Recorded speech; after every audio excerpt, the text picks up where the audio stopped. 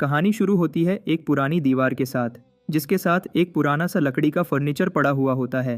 जालियों के थ्रू कभी कभी कीड़े अंदर आ जाते थे। तभी एक मक्खी उड़ते हुए अंदर आती है, जिसे देखते ही उस कमरे में मौजूद लड़का चौकन्ना हो जाता है। वह अपने हाथों से उस मक्खी को मसल देता है और देखता है कि वह मक्खी उसकी हथेली पर चिपक गई है। वह उस मक्खी को चाट लेता है, लेकिन वह रुक जाता है और कहता है कि यह मक्खी बहुत कड़वी है। इस लड़के की पूरी जिंदगी यहीं गुजरी है। वह अपने हाथ से मक्खी को साफ करता है और कहता है कि वह हमेशा से यहाँ कैद रहा है। लड़के का नाम, जो आगे के चैप्टर्स में भी नहीं बताया गया, फिलहाल हम उसे जॉन कहेंगे। वह एक जर्नल लिख रहा है और उस वक़्त तक लिखता रहेगा जब तक वह इस बेसमेंट से आज़ाद नहीं हो जाता। जॉन लिखता है कि नॉर्मली लोग जर्नल को अपने नाम से शुरू करते हैं, लेकिन उसे अपना नाम नहीं पता क्योंकि किसी ने कभी उसे उसके नाम से नहीं बुलाया।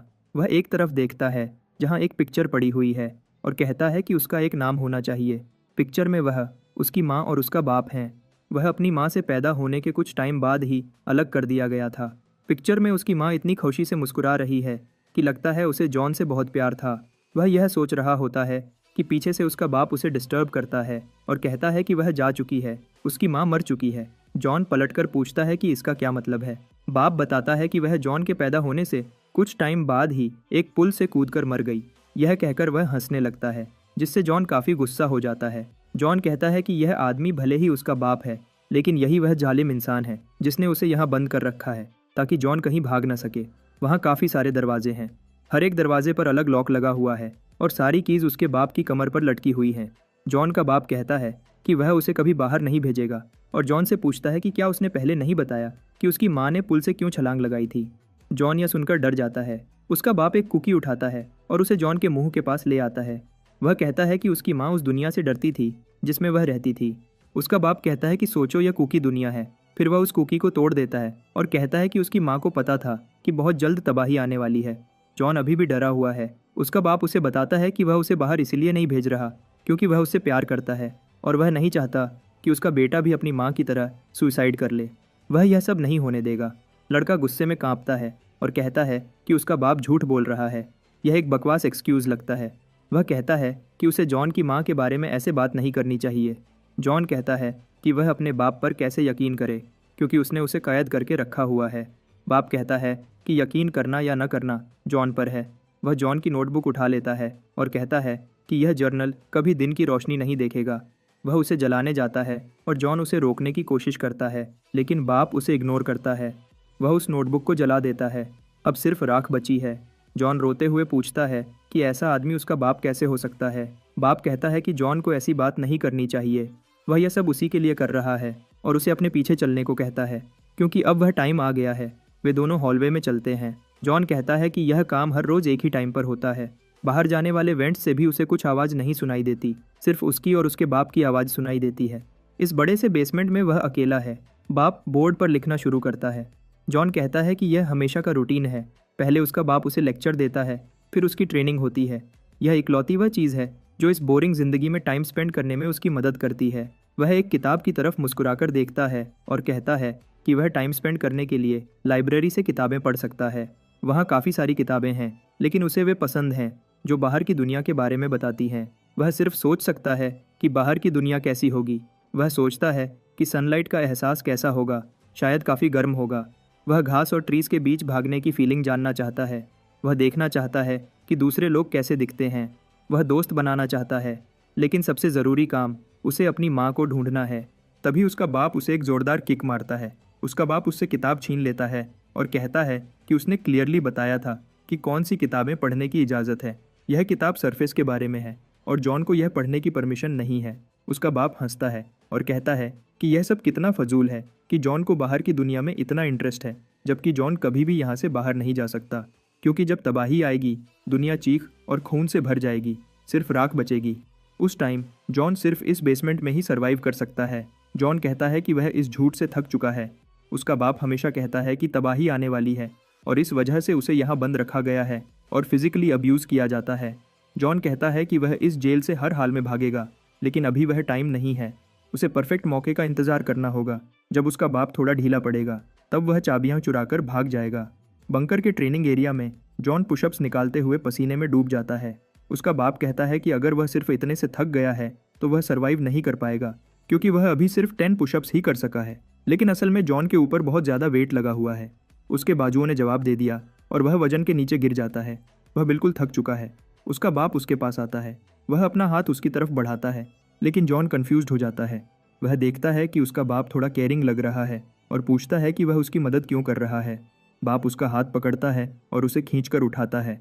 वह कहता है कि उसने कभी नहीं कहा कि वह उसकी मदद कर रहा है, और साथ ही उसके पैरों के नीचे से लात मारकर उसे एक शीशे की तरफ गिराता है। वह उस शीशे के साथ जोर से टकराता है। बाप कहता है कि अगर कोई उसकी तरफ हाथ बढ़ाए तो उसे कभी भरोसा नहीं करना चाहिए। हमेशा इंसानों से संभल कर रहना चाहिए, खासकर तबाही के वक्त, और यह ट्रेनिंग उसी के लिए है। वह कॉम्बैट टेक्निक्स सिखाता है जो ज़रूरी हैं, क्योंकि उसे अपने हाथों से ही सर्वाइव करना होगा। लेकिन उसे पता चलता है कि लड़का उसकी बात नहीं सुन रहा, क्योंकि वह बेहोश सा हो चुका है। बाप कहता है कि वह इतनी जल्दी ही बेहोश हो गया, यह अभी बहुत वीक है। उसका बाप वापस मुड़ जाता है और कहता है कि आज के लिए बस इतना ही काफ़ी है। उसके बाप के जाने के बाद जॉन की चौकन्ना हो जाता है। यही वह मौका था जो वह ढूंढ रहा था। जॉन चाहता था कि उसका बाप उसे कमज़ोर समझकर छोड़ जाए, ताकि जॉन अपना प्लान पूरा कर सके। वह झट से उठता है और एक शीशे का पीस उठा लेता है। उसके बाप को अभी तक इस बारे में कुछ नहीं पता। जॉन अपने बाप की तरफ भागता है। वह सोचता है कि वह उसे मारकर भाग जाएगा। वह धीरे धीरे अपने बाप के पास पहुंच आता है। जॉन मुस्कुराता है, क्योंकि उसे लग रहा था कि उसका प्लान काम करने वाला है। जैसे ही जॉन अपने बाप के पास पहुंचता है, बाप रुक जाता है। लेकिन जॉन से एक गलती हो गई है अपने इस प्लान में। बाप नीचे ज़मीन पर देखता है और उसे अपने पीछे एक परछाई दिखती है। उसके बाप को अंदाज़ा था कि जॉन ऐसा कुछ करेगा, इसलिए वह पहले से चौकन्ना था। जैसे ही जॉन उस शीशे के पीस से अटैक करने वाला होता है, उसका बाप पलटता है और उसकी तरफ देखकर मुस्कुराता है। जॉन हैरान हो जाता है जब वह अपने बाप के निंजा जैसे मूवमेंट्स देखता है, लेकिन वह अपना प्लान जारी रखता है और उसे शीशा मारने की कोशिश करता है। लेकिन उसका बाप उस अटैक से बच जाता है, जिससे जॉन काफ़ी परेशान हो जाता है। उसका बाप अपनी पोजीशन संभालता है और अपने जिस्म को घुमाता है और एक किक मारने की पोजीशन बना लेता है। जॉन को लगता है कि अब वह पक्का गया। साथ ही एक ज़ोरदार किक की आवाज़ आती है और जॉन बेहोश होकर ज़मीन पर गिर जाता है। थोड़ी देर बाद पानी के ड्रॉप्स गिरने की आवाज़ से जॉन की आंख खुल जाती है। वह उठता है और देखता है कि सिंक से पानी एक बाल्टी में टपक रहा है। उसका बाप कहता है कि आखिरकार वह जाग ही गया। वह कहता है कि यह एक अच्छा अटेम्प्ट था। कम से कम अटैक तो ठीक था, लेकिन उसके बाप के मुताबिक अगर अटैक करने के लिए कोई चीज़ यूज़ की जाए तो यह ट्रेनिंग बेकार है। वह मुस्कुराता है और कहता है कि वेपन यूज़ करने की सज़ा यह है कि अब वह डबल ट्रेनिंग करेगा। फिर उसका बाप सेल का दरवाज़ा लॉक करता है और चला जाता है। वह जॉन से कहता है कि आज जितना चाहे आराम कर ले, क्योंकि कल का दिन बहुत टफ होने वाला है। कमरे की लाइट्स डिम होती जाती हैं और उसका बाप हंसता हुआ चला जाता है। वह हॉलवे में चलता है तो जॉन कहता है कि उसे एक बात पता है जो उसके बाप को नहीं पता। जब वह लाइट्स बंद करता है, रूम की सारी इलेक्ट्रिसिटी एक पल के लिए बंद हो जाती है और सारी एक्स्ट्रा आवाज़ें खत्म हो जाती हैं। अगर वह उस पल में ध्यान से सुने तो जॉन वह सब सुन सकता है जो नॉर्मली नहीं सुनाई देती। दूर से भी वह हल्की हल्की आवाज़ें सुन सकता है, टायर्स के घूमने की आवाज़, बर्ड्स की आवाज़ें और शहर से आने वाली शोर की आवाज़ भी। इससे उसे दो चीज़ें पता चलीं।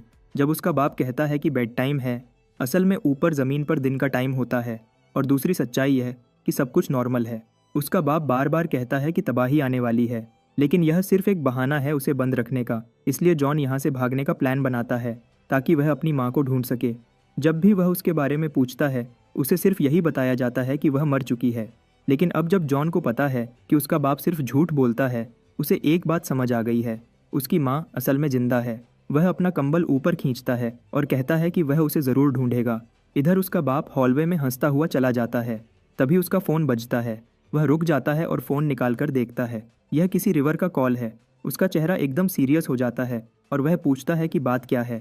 उसने कहा था कि इमरजेंसी के अलावा कांटेक्ट न करें। जब जॉन सो रहा होता है, उसका बाप रिवर की बातें काफ़ी देर तक सुनता है। जब रिवर फाइनली रुकता है, बाप कहता है ठीक है, और यह भी कहता है कि लड़के को जीने दो। कॉल सुनने के बाद उसका बाप ज़मीन पर गिरकर रोने लग पड़ता है। कुछ देर बाद जॉन अपने बाप की हंसी सुनता है और आंखें खोलता है। वह देखता है कि उसके बाप का मूड आज बिल्कुल अलग है, कुछ अजीब सा लग रहा है। जॉन को कुछ गड़बड़ लगती है। वह पूछता है कि बात क्या है। तभी उसे एहसास होता है कि वह अपनी बॉडी मूव नहीं कर सकता। वह नीचे देखता है और उसे पता चलता है कि वह बंधा हुआ है। वह चिल्लाता है और अपने बाप से पूछता है कि उसने उसे बांध कर क्यों रखा है, लेकिन बाप हंसता ही जाता है और उसकी बात नहीं सुनता। जॉन गुस्से में दांत पीसने लग जाता है और कहता है कि वह खरुद को आज़ाद कर लेगा। वह जोर लगाता है और रस्सी धीरे धीरे टूटने लगती है। उसका बाप उसे घूर रहा होता है, जिसे देखकर जॉन परेशान हो जाता है। एक खौफनाक आवाज़ में उसका बाप उसे कहता है कि रुक जाओ। जॉन जोर लगाकर थक जाता है और पसीने में डूब जाता है। वह अपने बाप से पूछता है कि आज तो ट्रेनिंग डबल होने वाली थी, फिर यह सब क्यों हो रहा है। जॉन का बाप कहता है कि अब प्लान बदल गया है। यह सब जो हो रहा है वह आज ही नहीं, बल्कि आज के बाद हर दिन उसे इस कुर्सी पर बैठना होगा। जॉन घबरा जाता है और पूछता है कि उसका बाप ऐसा क्यों कर रहा है। उसने तो कहा था कि वह उसे सरवाइव करने के लिए ट्रेन करेगा। उसका बाप कहता है कि अब से कोई ट्रेनिंग नहीं होगी। जॉन सोचता है कि अचानक उसके बाप को क्या हो गया है। अगर वह आज़ाद नहीं हुआ तो वह अपनी माँ से नहीं मिल पाएगा। यह सोचकर वह और ज़ोर से रस्सी तोड़ने की कोशिश करता है। जॉन का बाप उससे पूछता है कि वह क्या कर रहा है। जॉन पूरा जोर लगाकर रस्सी से निकलने की कोशिश करता है, लेकिन मुश्किल से रस्सी के कुछ टुकड़े टूट पाते हैं। बाप यह सब देखता है और एकदम चुप हो जाता है।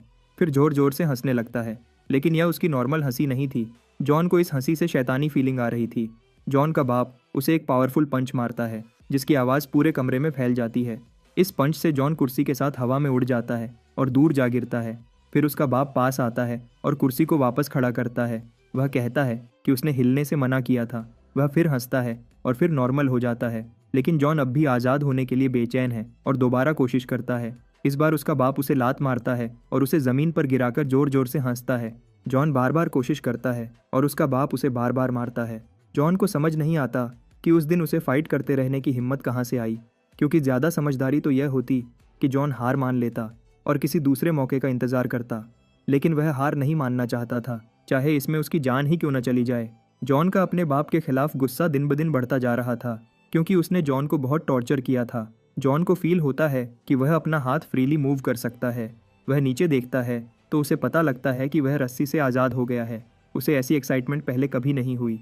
वह सोचने लगता है कि अगर वह अपने बाप को हरा दे तो उसके बाप का फेस कैसा लगेगा।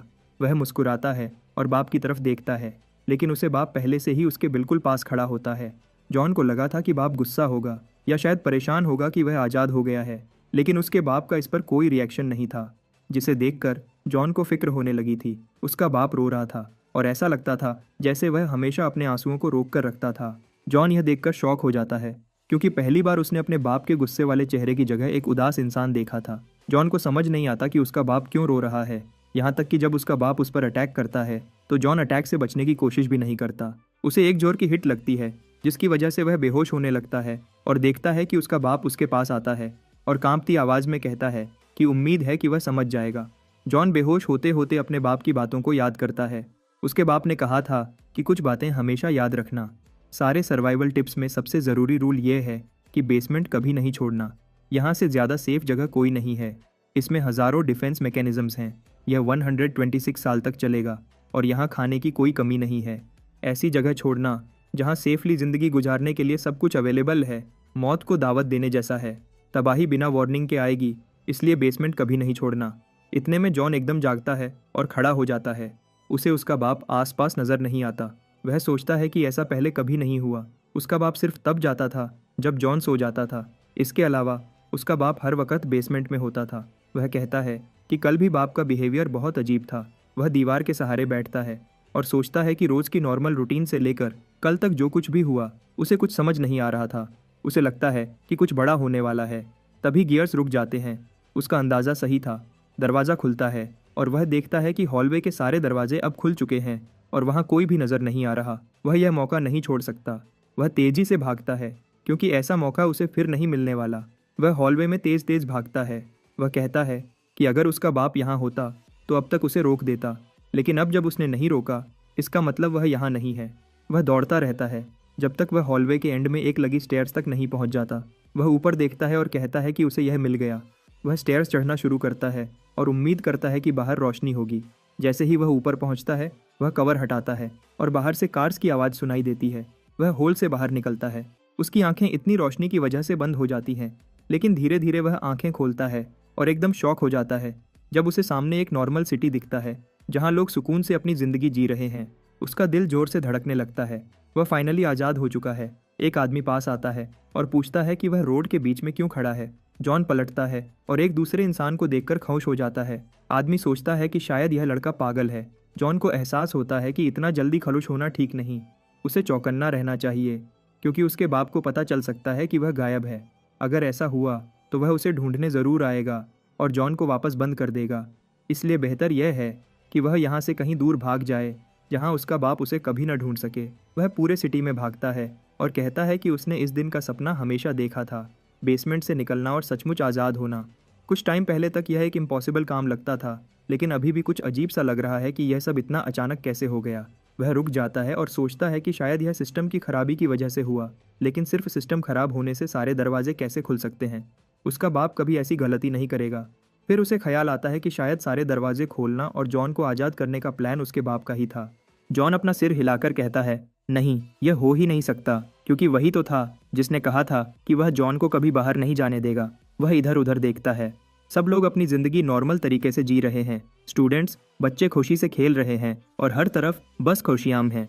वह सोचता है कि अगर उसका बाप उससे झूठ न बोलता तो आज जॉन भी यह सब फील कर सकता था। यहाँ कोई तबाही नहीं है, बस सुकून है। जॉन कहता है कि उसे पता था कि दुनिया के ख़त्म होने की फ़िक्र करना फजूल थी, क्योंकि यहाँ तो सब नॉर्मल है। लेकिन उसकी हंसी धीरे धीरे ख़त्म हो जाती है और जॉन के दिमाग में उसके बाप की बातें गूंजती हैं, जब उसने कहा था कि तबाही कभी बताकर नहीं आती। एकदम सारे परिंदे हवा में उड़ जाते हैं और सब लोग ऊपर देखने लग जाते हैं। आसमान में उन्हें कुछ ऐसा नज़र आता है जिसे देखकर वे सब शॉक हो जाते हैं। जॉन की नज़र एक बलून पर पड़ती है, लेकिन जब वह गुजरता है तो जॉन देखता है कि आसमान में कुछ है जो सूरज को कवर कर रहा है। सब लोग सोचने लगते हैं कि यह क्या हो रहा है। एक अजीब प्लैनेट जैसी चीज़ सामने आती है जिसके ऊपर एक तूफान बनने लगता है। जब वह पास आता है तो पता चलता है कि यह एक नहीं बल्कि काफ़ी सारे प्लैनेट्स हैं जो मिलकर एक साथ हो रहे हैं और सीधा ज़मीन की तरफ आ रहे हैं। उन पर बनने वाले तूफान ऑक्टोपस के टेंटिकल्स की तरह ज़मीन से जुड़ रहे हैं। जैसे जैसे यह पास आता है, लोग घबरा जाते हैं। वे एक दूसरे से पूछते हैं कि यह क्या है। कुछ लोगों को लगता है कि शायद चाँद है। जॉन कहता है, क्या सब लोग बेवकूफ़ हैं या बस देख नहीं पा रहे कि इस प्लैनेट में से एक चमकती हुई रोशनी निकल रही है, जैसे कोई मॉन्स्टर उनकी तरफ देख रहा हो। लेकिन यह सिर्फ एक नहीं है, उन टेंटिकल्स के साथ हज़ारों मॉन्स्टर्स हैं जो अर्थ की तरफ आ रहे हैं। जैसे जैसे ये प्लैनेट्स पास आते हैं, जॉन याद करता है कि उसके बाप ने कहा था कि कभी बाहर नहीं जाना। लेकिन यहाँ एक और मसला सामने आ गया है। मॉन्स्टर्स को बेसमेंट के बारे में पहले से पता है। अजीब बात है कि ये मॉन्स्टर्स पहले कहीं और नहीं, सीधा बेसमेंट की तरफ जाते हैं। इसका मतलब है कि अब बेसमेंट भी सेफ नहीं। मॉन्स्टर्स बेसमेंट के अंदर घुस जाते हैं। सारे एक साथ चिपक कर घुस रहे होते हैं और बाकी मॉन्स्टर्स सरफेस पर फैल जाते हैं। सब लोग शॉक होकर यह सब देख रहे होते हैं और कोई एक्शन नहीं लेते जब तक एक मॉन्स्टर एक आदमी को अपने टेंटिकल्स से उठाकर खींच नहीं लेता। वह आदमी चीखता है लेकिन भागने की कोशिश भी नहीं करता।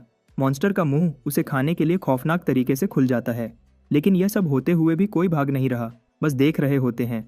जब वह मॉन्स्टर उस आदमी को क्रश कर देता है और उसका सिर ज़मीन पर लोगों के सामने गिरता है, सब देख रहे होते हैं कि वह रुक जाए और फिर एकदम से हर तरफ डर का माहौल बन जाता है। सब लोग चीखने लग जाते हैं और इधर उधर भागने लग जाते हैं। वे एक दूसरे से पूछते हैं कि यह क्या हो रहा है। कुछ लोग घबराकर गिरने लगते हैं। एक बच्चा हेडफोन्स लगाकर म्यूजिक सुन रहा होता है जब सब उसके पास से भाग रहे होते हैं। जॉन देखता है कि ऊपर से कुछ उड़कर आ रहा है। यह एक बड़ा पत्थर है जो एक जायंट मॉन्स्टर फेंक रहा है। वह पत्थर लोगों की तरफ फेंकता है। सिर्फ मॉन्स्टर्स काफ़ी नहीं थे सबको मारने के लिए, जो अब यह मुसीबत भी आ गई। एक और मॉन्स्टर उड़ता हुआ आता है जिसके जिस्म में सारा स्पाइक्स से भरा होता है। वह बहुत आसानी से लोगों को 2 हिस्सों में काट देता है। डिफरेंट टाइप्स के मॉन्स्टर्स दिखाई देते हैं जो लोगों को आसानी से मार रहे हैं। जॉन यह सब देख रहा होता है और उसे समझ नहीं आ रहा होता कि वह क्या करे। कुछ लोग पुलिस को बुला रहे होते हैं। जॉन एक खौफनाक आवाज़ सुनता है। उसे याद आता है कि उसके बाप ने एक बार बताया था कि जब तबाही आएगी तो दुनिया खून और चीखों से भर जाएगी और सिर्फ राख बचेगी। कुछ देर पहले जो एक पुरसुकून रोड थी, वह अब एक हॉरर सीन बन चुकी है। जॉन एक ऐसी चीज़ देखता है जिसे सिर्फ तबाही की आर्मी ही कहा जा सकता है, जो ऊंची बिल्डिंग्स को कुचल रही है। ऐसा लग रहा था जैसे इन्हें सिर्फ इसी काम के लिए भेजा गया हो। ये सब बिल्डिंग्स को तबाह कर रहे हैं, ज़मीन को उखाड़ रहे हैं। सब लोग समझ जाते हैं कि दुनिया का एंड आ चुका है। इस आर्मी ने शहर का मोस्टली हिस्सा कुचल दिया था और अभी भी ढेर सारे मॉन्स्टर्स इस टूटे हुए सिटी में उतर रहे हैं। जॉन कहता है कि उसका बाप हमेशा सही कहता था। वह सोचता है कि शायद उसका बाप उससे झूठ नहीं बोल रहा था और शायद उसकी माँ सचमुच मर चुकी है। वह शौक से फ्रीज हो जाता है जब पीछे सब लोग मॉन्स्टर्स के हाथों मर रहे होते हैं। जॉन वहाँ सकते में खड़ा होता है कि अचानक एक हाथ उसे पकड़ता है और उसे लेकर भागने लगता है। यह और कोई नहीं बल्कि उसका बाप है। जॉन पूछता है कि उसने जॉन को कैसे ढूंढा, लेकिन उसका बाप कहता है कि बस भागते रहो, रुकना नहीं। मॉन्स्टर्स पास आ रहे होते हैं। जॉन के पीछे वाले आदमी को मॉन्स्टर्स बबल की तरह चबा जाते हैं। जॉन कांपता हुआ भागता है। जब वह और उसका बाप एक मोड़ पर मुड़ते हैं, लेकिन वहाँ और ज़्यादा मॉन्स्टर्स दिखाई देते हैं। उसका बाप एक रेलिंग के ऊपर से जंप करता है और जॉन को पीछे आने का कहता है। जॉन वैसा ही करता है और वे लोगों के ऑपोजिट साइड भागते हुए एक ब्रिज की तरफ चले जाते हैं। वहाँ हर तरह के मॉन्स्टर्स लोगों को खा रहे होते हैं और कुछ मॉन्स्टर्स तो बिना वजह ही लोगों को असमंजस में डाल रहे होते हैं। जॉन अपने बाप के पीछे भागता रहता है। वहाँ कुछ और लोग शॉक में खड़े मॉन्स्टर्स को बस देखते रहते हैं। मॉन्स्टर्स जॉन और उसके बाप के पीछे सबको मार देते हैं और हर चीज़ तबाह कर देते हैं। जब वे पुल के ऊपर पहुंचते हैं, जॉन पीछे मुड़कर देखता है तो उसे पता चलता है कि पीछे कोई नहीं बचा, सब मॉन्स्टर्स के हाथों मर गए हैं। वह अपने बाप से कहता है कि वे पास आ रहे हैं। उसका बाप उसे कहता है कि वह बस भागता रहे, यहाँ से भागने का सिर्फ यही एक रास्ता है। यह ब्रिज एक बहुत बड़ी खाई के ऊपर है। मॉन्स्टर्स की आर्मी सब कुछ तबाह कर देती है, लेकिन अब वे ब्रिज की तरफ बढ़ने लगती है। जॉन अपने बाप को मॉन्स्टर्स के बारे में बताता है, लेकिन तभी जॉन एकदम रुक जाता है क्योंकि एक मॉन्स्टर ने उसके पाँव से पकड़ लिया है। मॉन्स्टर जॉन के पाँव को पूरी जोर से पकड़ लेता है। जॉन दर्द से चीखता है और सोचता है कि अगर अभी इसे नहीं हटाया तो वह मर जाएगा। उसका बाप एक कार का दरवाज़ा उठाकर लाता है और उसे मॉन्स्टर के हाथ पर मारकर उसको काट देता है, जिससे वह मॉन्स्टर चीखता है और पुल से नीचे गिर जाता है। जॉन अपने पाँव को पकड़ता है और अपने बाप के पास आता है। जॉन का पाँव काफ़ी इंजर्ड हो चुका था। मॉन्स्टर्स की आर्मी उनकी तरफ आ रही होती है, जिसकी वजह से सारा ब्रिज हिलने लग जाता है। जॉन खड़ा होने की कोशिश करता है। वह कहता है कि उसे भागना होगा, लेकिन जितना वह भागता है उतना ही उसे एहसास होता है कि मॉन्स्टर्स उसके करीब पहुंचते जा रहे हैं। चाहे कितना भी भागे, वह उनसे जान नहीं छुड़ा सकता। वह गिर जाता है। वह ऊपर देखता है तो उसका बाप उसे घूर रहा होता है। वह अपने बाप से कहता है कि कम से कम वह खुद को तो बचा सकता है। बाप कदम बढ़ाता है और जॉन कहता है कि यही है जैसा उसने सोचा था। उसका बाप हमेशा उसे इग्नोर करता था। जॉन को लगता है कि उसका बाप उसे छोड़ जाएगा और सब खत्म हो जाएगा, लेकिन उसका बाप अपना हाथ बढ़ाता है और पूछता है कि वह खड़ा क्यों नहीं हो रहा। जॉन कंफ्यूज हो जाता है और पूछता है कि वह उसे छोड़कर क्यों नहीं भाग रहा, क्योंकि जॉन का पाँव इंजर्ड है, इसलिए वह ज़्यादा दूर नहीं जा सकेगा। बाप कहता है कि वह सर्वाइव कर सकता है क्योंकि उसके पास एक प्लान है। जॉन हैरान होता है। वह कहता है कि कोई प्लान हो ही नहीं सकता। उसका बाप उसे भरोसा दिलाता है और जॉन चुप हो जाता है। उसे अपने बाप का रोता हुआ चेहरा याद आता है। वह फिर उसका हाथ पकड़ता है। उसका बाप उसे खींचता है और कहता है कि भागो। जब जॉन भागना शुरू करता है तो वह पीछे मुड़कर पूछता है कि प्लान क्या था। उसे अपने हाथ में कुछ फील होता है, लेकिन उसका बाप चिल्लाता है कि अभी सही टाइम नहीं है, उसे अभी पुल से भागना है। जॉन समझ जाता है और भागने लगता है। जैसे ही जॉन ब्रिज की दूसरी साइड आता है, ब्रिज उतना ही जोर से हिलता है। वह मुड़कर देखता है कि पुल के बीम सपोर्ट्स मॉन्स्टर्स के ओवरवेट से टूट रहे हैं और केबल्स भी टूट जाती हैं। पुल नीचे खाई में गिर जाता है। बहुत सारे मॉन्स्टर्स और उसका बाप भी नीचे गहराइयों में चले जाते हैं। जॉन वहीं खड़ा रहता है और अपने बाप को आवाज़ देता है। वह सोचता है कि पुल के साथ क्या हुआ और उसका बाप ठीक है कि नहीं। उसे ख्याल आता है कि उसके बाप ने कहा था कि उसके पास प्लान है और सोचता है कि क्या यही उसका प्लान था। उसे समझ नहीं आ रहा होता कि उसके बाप ने उसे सारी ज़िंदगी टॉर्चर किया और अब उसे बचाने के लिए अपनी जान क्यों दे दी। ऐसा क्यों किया। उसकी टांगें कांपती हैं और वह गिर जाता है। जॉन को लगता है कि वह बच गया है, लेकिन अब क्या। इस सर्वाइवल का क्या मतलब, जब ऊपर की दुनिया के सारे सपने जो उसने देखे थे वह सब तबाह हो गए। यहाँ ना सुकून है, न कोई खूबसूरती है, और उसका सबसे ज़रूरी मकसद अपनी माँ से मिलना, वह भी एक सपना ही रह गया है। वह रोने लगता है और कहता है कि वह पूछना चाहता था कि उसके बाप ने उसे बचाने के लिए इतना सब कुछ क्यों किया। वह सोचता है कि अब उसे क्या करना चाहिए, क्योंकि यह उस बेसमेंट से भी बुरा जहन्नम है जिसमें वह सारी ज़िंदगी बड़ा हुआ है। उसे ख्याल आता है कि जब उसके बाप ने उसकी मदद की थी तो उसने एक नोट दिया था। वह अपने हाथ को देखता है और धीरे से उस नोट को खोलता है ताकि देख सके कि उसमें क्या लिखा है। जब वह नोट पढ़ लेता है उसके बाद वह रोना बंद कर देता है और गिरे हुए पुल के आसपास देखने लग जाता है। लेकिन तभी एक मॉन्स्टर क्लिफ से चढ़कर बाहर आता है। जॉन डर जाता है और भागने के लिए मुड़ता है, लेकिन उसके पाँव में बहुत तेज़ दर्द होता है। वह रेलिंग पकड़ता है और देखता है कि मॉन्स्टर पास आ रहा है। आखिर में दोनों पुल से नीचे गिर जाते हैं। जॉन खड़ा होने की कोशिश करता है, लेकिन उसका स्टैमिना बिल्कुल खत्म हो चुका है। मॉन्स्टर खड़ा हो जाता है और जॉन सोचता है कि वह इससे बचकर भाग नहीं सकता। वह सोचता है कि वह ऐसे ही मर जाएगा, लेकिन अब उसकी उम्मीद फिर से जगती है। वह नोट को देखते हुए रोने लगता है और सोचता है कि उसके बाप ने उसे इतना लेट क्यों बताया कि उसकी माँ जिंदा है। जॉन खड़ा हो जाता है और अब जब उसे उम्मीद मिल चुकी है, उसका जिस्म जोश और पावर से भर जाता है। वह कहता है कि वह जीना चाहता है और हार नहीं मानेगा। वह अपनी माँ को ज़रूर ढूंढेगा, लेकिन पहले उसे सामने वाले मॉन्स्टर से निपटना होगा। उसे अपने बाप का एक सबकर याद आता है। इंसान सर्वाइव नहीं कर सकते क्योंकि उनके पास इंडिपेंडेंटली सर्वाइव करने का नॉलेज नहीं होता। मॉन्स्टर उसकी तरफ दौड़ता है। जॉन को उसके बाप की बातें याद आती हैं कि अगर वे सर्वाइव भी कर लेते हैं तो यह सिर्फ वक्त की बात है। जब तक वे मर नहीं जाते। मॉन्स्टर अटैक के लिए आता है और जॉन अपने बाप से पूछता है कि वह इसका सामना कैसे करे। अगर उसकी बात सच है तो वह कुछ नहीं कर सकता और बस मौत को कबूल करना होगा। जब मॉन्स्टर का मुक्का उसके चेहरे के पास आता है, जॉन को ऐसा लगता है जैसे टाइम रुक गया है। उसका बाप पूछता है कि क्या वह सब कुछ भूल गया जो उसने सिखाया था। एकदम से जॉन के दिमाग में सारे काउंटर टेक्निक्स इकट्ठे होने लगते हैं। वह मॉन्स्टर का पंच देखता है और उसे काउंटर कर लेता है और मॉन्स्टर के पीछे जंप कर लेता है। पंच पावरफुल होने की वजह से मॉन्स्टर क्लिफ से गिरने वाला होता है, लेकिन वह खुद को रोक लेता है। जॉन हैरान है कि उसने अटैक को कैसे डॉज कर लिया, लेकिन मॉन्स्टर उस पर फिर से अटैक करने के लिए रेडी है। अचानक उसे अपने बाप की बात याद आती है, जब उसने कहा था कि जॉन सबसे अलग है। उसके और बाकी लोगों के बीच सबसे बड़ा फ़र्क यह है कि जॉन को पता है कि सरवाइव करने के लिए उसे क्या करना है, क्योंकि सारी ज़िंदगी उसे सिर्फ यही सिखाया गया है। जॉन कांपना बंद करता है और अपने होश संभालता है। वह एक फाइटिंग स्टांस में आ जाता है। वह मॉन्स्टर से लड़ने के लिए तैयार है। मॉन्स्टर उसकी तरफ भागता हुआ आता है और वह भी अटैक करने के लिए रेडी है। मॉन्स्टर एक और मुक्का मारता है, लेकिन जॉन नीचे से स्लाइड करता है। उसे ज़मीन पर एक स्पाइक नज़र आया था। वह उस स्पाइक के पास रुकता है, उसे ज़मीन से खींचता है और मॉन्स्टर को मारने के लिए उसकी तरफ भागता है। मॉन्स्टर उसे पकड़ने के लिए हाथ आगे करता है, लेकिन जॉन अटैक से बच जाता है और स्पाइक को पकड़कर मॉन्स्टर के सिर में घुसा देता है और मॉन्स्टर को मार देता है। दूसरी तरफ हम देखते हैं कि मॉन्स्टर्स ने पूरे शहर को तबाह करने के बाद उस पर कब्जा कर लिया है। जो लोग बच गए थे वे अंडरग्राउंड हो गए थे। वे अभी भी कह रहे हैं कि पुलिस को कुछ करना चाहिए था, क्योंकि 4 दिन हो गए हैं। वे कहते हैं कि उनकी किस्मत अच्छी है कि वे यहाँ छुप सके, लेकिन उनका खाना खत्म होने वाला है। एक लड़की अपने दोस्त की तरफ देखती है, लेकिन वह कुछ नहीं कहता। ऐसी कहती है कि अगर वे उम्मीद रखें तो शायद कुछ बदल जाए। एक लड़का उसे कहता है कि वह सबको अनकंफर्टेबल कर रही है। वह कहती है कि वह ज़ोर से नहीं बोल रही, लेकिन वह कहता है कि बात वह नहीं है। पता लगता है कि उसका दोस्त शायद पहले ही मर चुका है। दूसरा लड़का वहाँ से चला जाता है। वह कहता है कि वह भी अब पागल हो रहा है। एक स्कूल गर्ल उसे आवाज़ देती है और कहती है कि उसे कहीं भी खाना नहीं मिला। लड़का कहता है कि अगर यहाँ रहना है तो कहीं ना कहीं से खाना ढूंढना होगा। वह कहती है कि एक जगह अभी बची है जहाँ उसने नहीं देखा, तो वह वहाँ दोबारा चेक करेगी और हार नहीं मानेगी। आदमी मुस्कुराता है और उसकी हिम्मत की तारीफ करता है। वह कहता है कि सब लोग मॉन्स्टर्स से भाग भाग कर थक गए हैं और वह अकेली है जो अभी तक हिम्मत कर रही है। आदमी उस लड़की को शाबाशी देता है। लड़की सिर हिलाती है। वह कहता है कि उन्हें उम्मीद रखनी है और सबको यहाँ से निकालने की कोशिश करनी है। वह चुप हो जाती है और दूर खड़े लोगों के पास जाती है जो आपस में कुछ बात कर रहे होते हैं। वे उसे देखते हैं तो लड़की पूछती है कि क्या उन्हें यहाँ खाना मिला।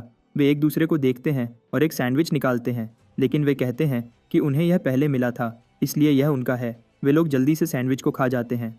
लड़की उन्हें रोकने की कोशिश करती है, लेकिन वे नहीं रुकते और उसे सैंडविच में से हिस्सा नहीं देते। वह पूछती है कि उन्होंने ऐसा क्यों किया। उन्होंने कहा था कि खाना शेयर करेंगे।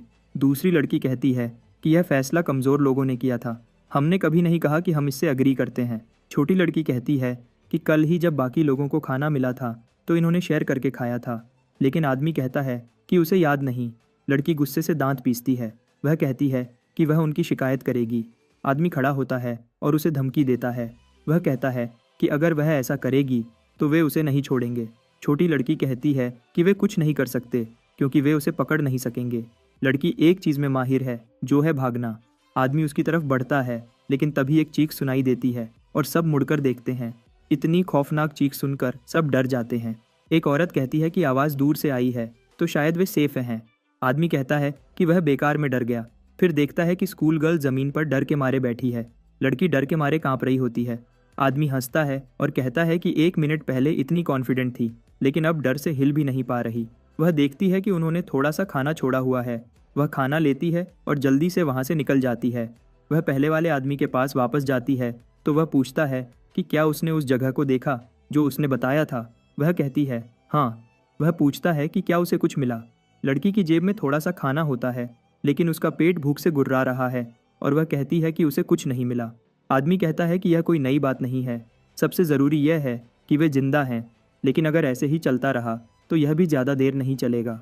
तभी एक मॉन्स्टर कमरे में घुस जाता है। डर के मारे स्कूल गर्ल गिर जाती है। वह जल्दी से वापस बैठती है और डर के मारे देखती है कि मॉन्स्टर आदमी के पीछे है। आदमी रेंगता है और उसकी तरफ मदद के लिए हाथ बढ़ाता है, लेकिन वह भाग जाती है और कहती है कि वह उसकी मदद नहीं कर सकती। आदमी उसे रुकने को कहता है, लेकिन वह कहती है कि उसने पहले ही बताया था कि वह अच्छी इंसान नहीं है और जल्द ही मॉन्स्टर उस आदमी को चीर फाड़ कर खा जाता है। कंजूस कपल भी डर के मारे भागना शुरू करता है। वे देखते हैं कि स्कूल गर्ल सीधा मॉन्स्टर की तरफ भाग रही है। औरत कहती है कि यह अच्छा मौका है, वे उसे बेट की तरह यूज़ कर सकते हैं। वे भी लड़की की तरफ भागते रहते हैं और उसे बेवकूफ़ कहते हैं। मॉन्स्टर उसे मारने के लिए छोटी लड़की की तरफ झुकता है। छोटी लड़की यह सब देखती है, लेकिन उसके पास एक प्लान था और उसकी आंखों में ज़रा भी डर नहीं था। वह आगे डाइव करती है और अटैक्स के पास से रोल करती है और रोल करके मॉन्स्टर से बचकर निकल जाती है। बाकी लोग हैरान होते हैं क्योंकि उसने यह सब इतना परफेक्टली किया। उन्हें याद आता है कि उसने कहा था कि वह भागने में माहिर है और वह झूठ नहीं बोल रही थी। लेकिन वह कपल मॉन्स्टर के सामने आ जाता है और मॉन्स्टर उन्हें मार देता है। लड़की भागती भागती फाइनली एक जगह कवर के पीछे पहुंच जाती है। वह भाग भाग कर बिल्कुल थक चुकी है। लड़की ज़मीन पर गिर जाती है और उम्मीद भरी दुआ करती है कि मॉन्स्टर्स उसे छोड़ दें। वह दूसरी तरफ देखती है तो उसे वहाँ जॉन बैठा हुआ नजर आता है। वह एकदम से चीख पड़ती है और उसे धक्का दे देती है। उसे लगा था कि यह कोई डेड बॉडी है, लेकिन जॉन धीरे से बोलता है और उसे पता चलता है कि वह जिंदा है, लेकिन उनके सामने एक मॉन्स्टर है। लड़की को शक होता है कि शायद मॉन्स्टर ने उसकी चीख सुन ली है। वह उनकी तरफ रेंगने लगता है और वह डर से कांपने लगती है, लेकिन देखती है कि जॉन अभी भी ज़मीन पर पड़ा है। वह उसे कॉलर से पकड़ती है और मॉन्स्टर से दूर खींचकर अपने साथ ले जाती है और छुप जाती है। मॉन्स्टर चला जाता है और वह कहती है शुक्र है वह चला गया, और राहत की सांस लेती है। जॉन उसे बताता है कि वह जिंदा है। फिर वह नीचे देखती है और देखती है कि जॉन अब जाग गया है। उसके एकदम बोलने से उस लड़की की फिर से चीख निकल जाती है। जॉन एकदम डर के मारे उससे दूर हो जाता है और पूछता है कि वह कौन है और उसके साथ क्या कर रही थी। वह कंफ्यूज हो जाती है, लेकिन जॉन को अपने बाप की कही हुई बात याद आती है कि किसी पर भरोसा नहीं करना। लड़की हैरानी से पूछती है कि वह ऐसा क्यों कह रहा है, क्योंकि उसने जॉन को मॉन्स्टर से बचाया था। जॉन कहता है कि शायद उसका बाप सही था, उसे इंसानों के पास नहीं आना चाहिए था। वह उस लड़की से पूछता है कि वह उस पर कैसे यकीन करे, लेकिन तभी उसका पेट गुर्राता है और वह ज़मीन पर गिर जाता है। उसे बहुत ज़्यादा भूख लगी थी। उसने 5 दिन से बेसमेंट में कुछ खाया था और अब वह और बर्दाश्त नहीं कर सकता। वह एनर्जी बचाने के लिए रेस्ट कर रहा था, लेकिन अब एक इंसान से टकरा गया। वह उसे कहती है कि उसके पास खाना नहीं है। जॉन कहता है कि वह क्या बोल रही है, उसने तो उससे कुछ मांगा ही नहीं। वह कहती है कि वह बस भूखा लग रहा था, इसलिए उसने पहले ही बता दिया कि उसके पास कुछ नहीं है। तभी खाना उस लड़की की जेब से गिर जाता है। यह देखकर वह काफ़ी घबरा जाती है। जॉन पूछता है कि यह क्या है, तो वह जल्दी से कोई बहाना सोचने लगती है, लेकिन जॉन को सचमुच नहीं पता कि यह क्या है, क्योंकि उसने ऐसा खाना कभी नहीं खाया था। लेकिन इसे देखकर उसे और भूख लग जाती है। जॉन पूछता है कि क्या यह खाना है। वह जल्दी से कहती है नहीं, यह खाना नहीं है। वह कहता है कि शायद वह गलत था।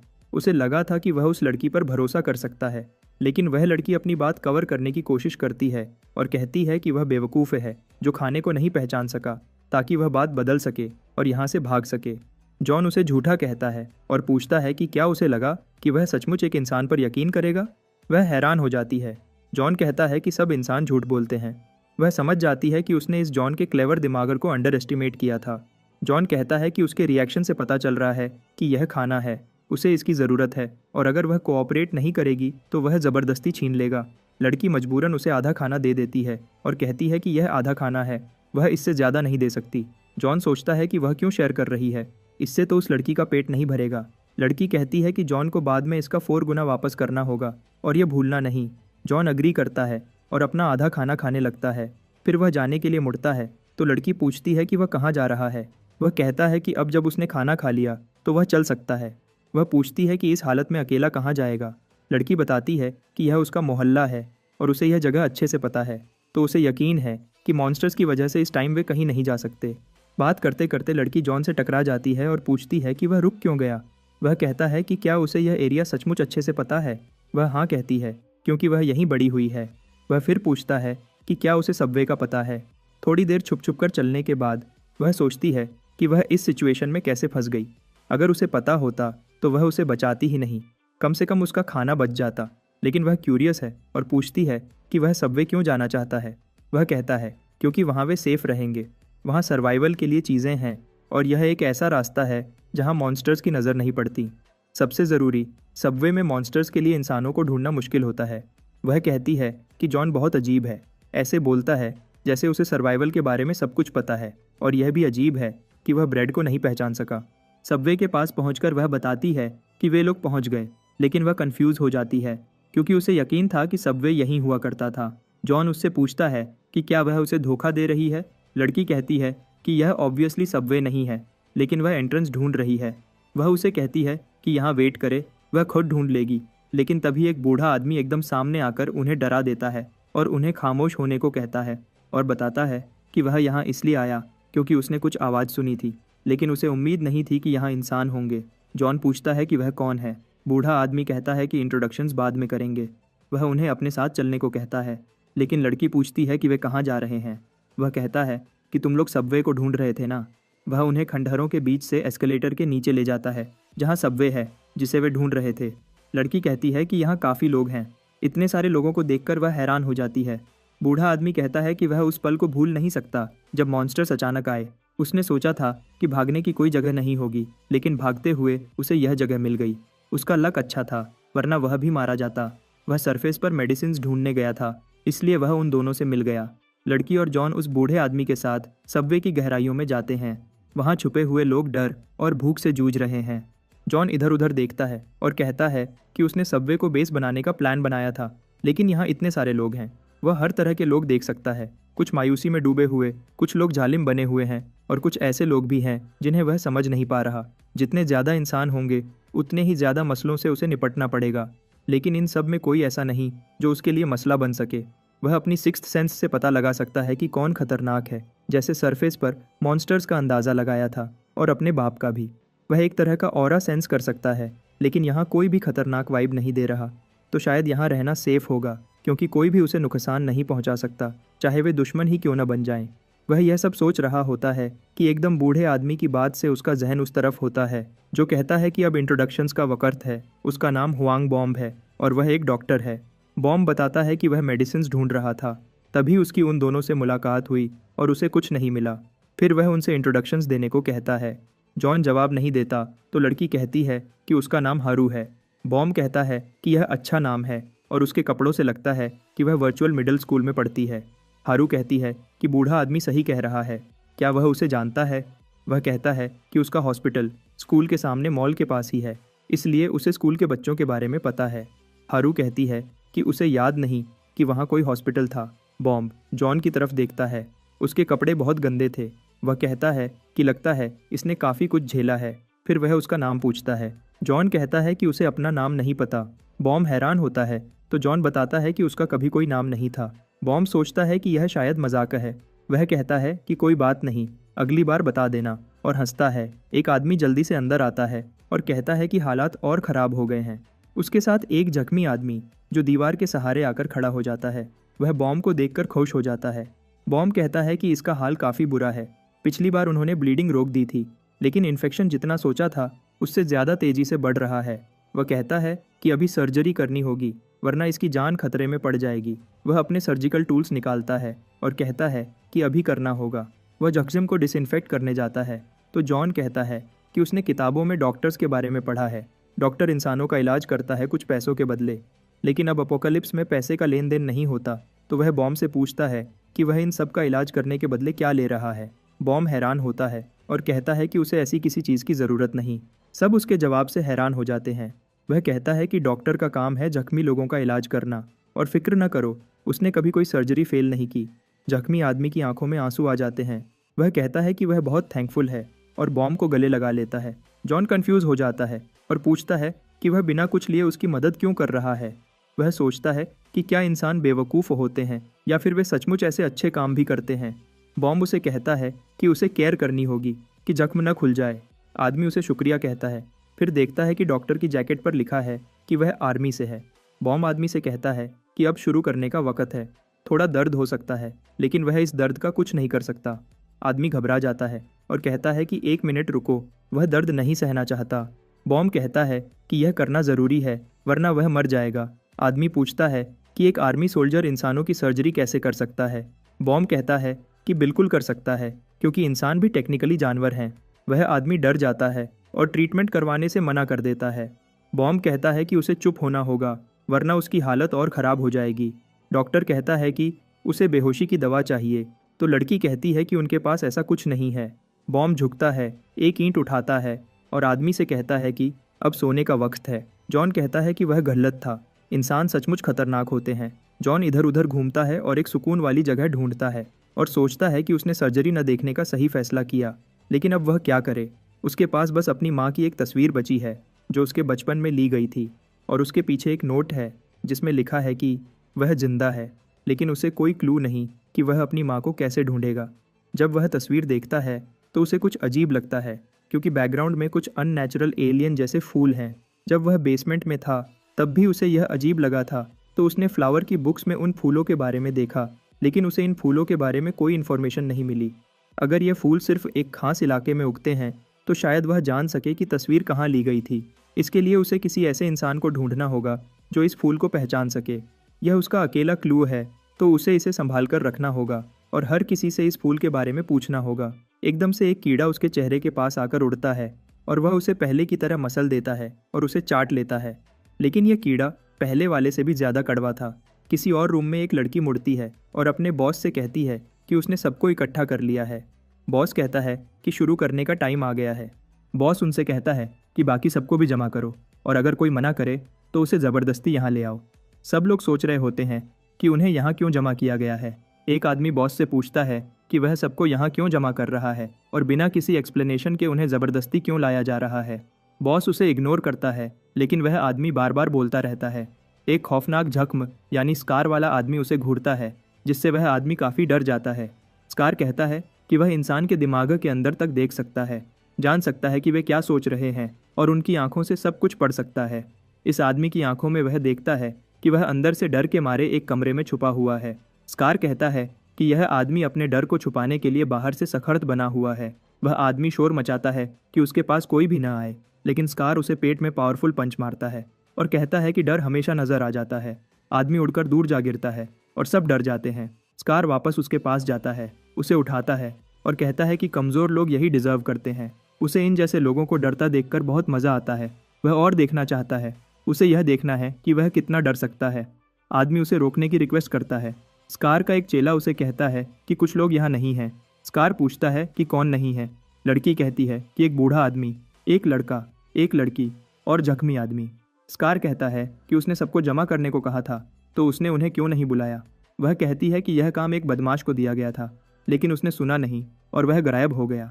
स्कार कहता है कि वह बदमाश कभी किसी की नहीं सुनता। वह खरुच जाकर उन्हें ढूंढेगा, क्योंकि वह उनकी आंखों में डर देखना चाहता है जब वह उन्हें ढूंढ लेगा। स्कार की चेली पूछती है कि ज़मीन पर पड़े इस आदमी का क्या करें। स्कार कहता है कि उसे बाहर फेंक दो। आदमी यह सुनकर गिड़गिड़ाने लग जाता है और कहता है कि वह जो भी कहेंगे वह करने को तैयार है, उसे बाहर न फेंकें। स्कार जॉन को ढूंढने उसके इलाके की तरफ चला जाता है। यहाँ जॉन ज़मीन पर लेटा हुआ होता है। वह सोचता है कि वह कब सो गया। दरअसल वह काफ़ी दिनों से सही से सो नहीं पाया था। मॉन्स्टर्स के डर से उसे नींद ही नहीं आई, लेकिन वह हैरान है क्योंकि उसे बिल्कुल नहीं पता कि वह कहाँ है। वह अपने पैर पर जोर डाल रहा है, लेकिन उसे नीचे ज़मीन फील नहीं हो रही। वह सोचता है कि क्या ज़मीन उसे निगल रही है, लेकिन ऐसा नहीं है। पसीना उसके फेस से टपकता है और ज़मीन पर गिरता है। वह कहता है कि शायद उसे कोई चीज़ खा चुकी है। एकदम से उसके बाजू एक आसपास कोई चीज़ लिपटने लगती है और उसकी गर्दन की तरफ बढ़ती है। वह भागने की कोशिश करता है, लेकिन यह अनजान चीज़ उसे पूरा घेर लेती है और वह बिल्कुल भी हिलजुल नहीं सकता। वह चीखता है और एकदम जाग जाता है। उसे पता चलता है कि यह एक सपना था, लेकिन उसे यह बिल्कुल रियल लगा। जैसे ही उसकी आंख खुलती है तो वह देखता है कि स्कार और उसके आदमी उसके सामने खड़े हैं। जॉन पूछता है कि तुम सब कौन हो।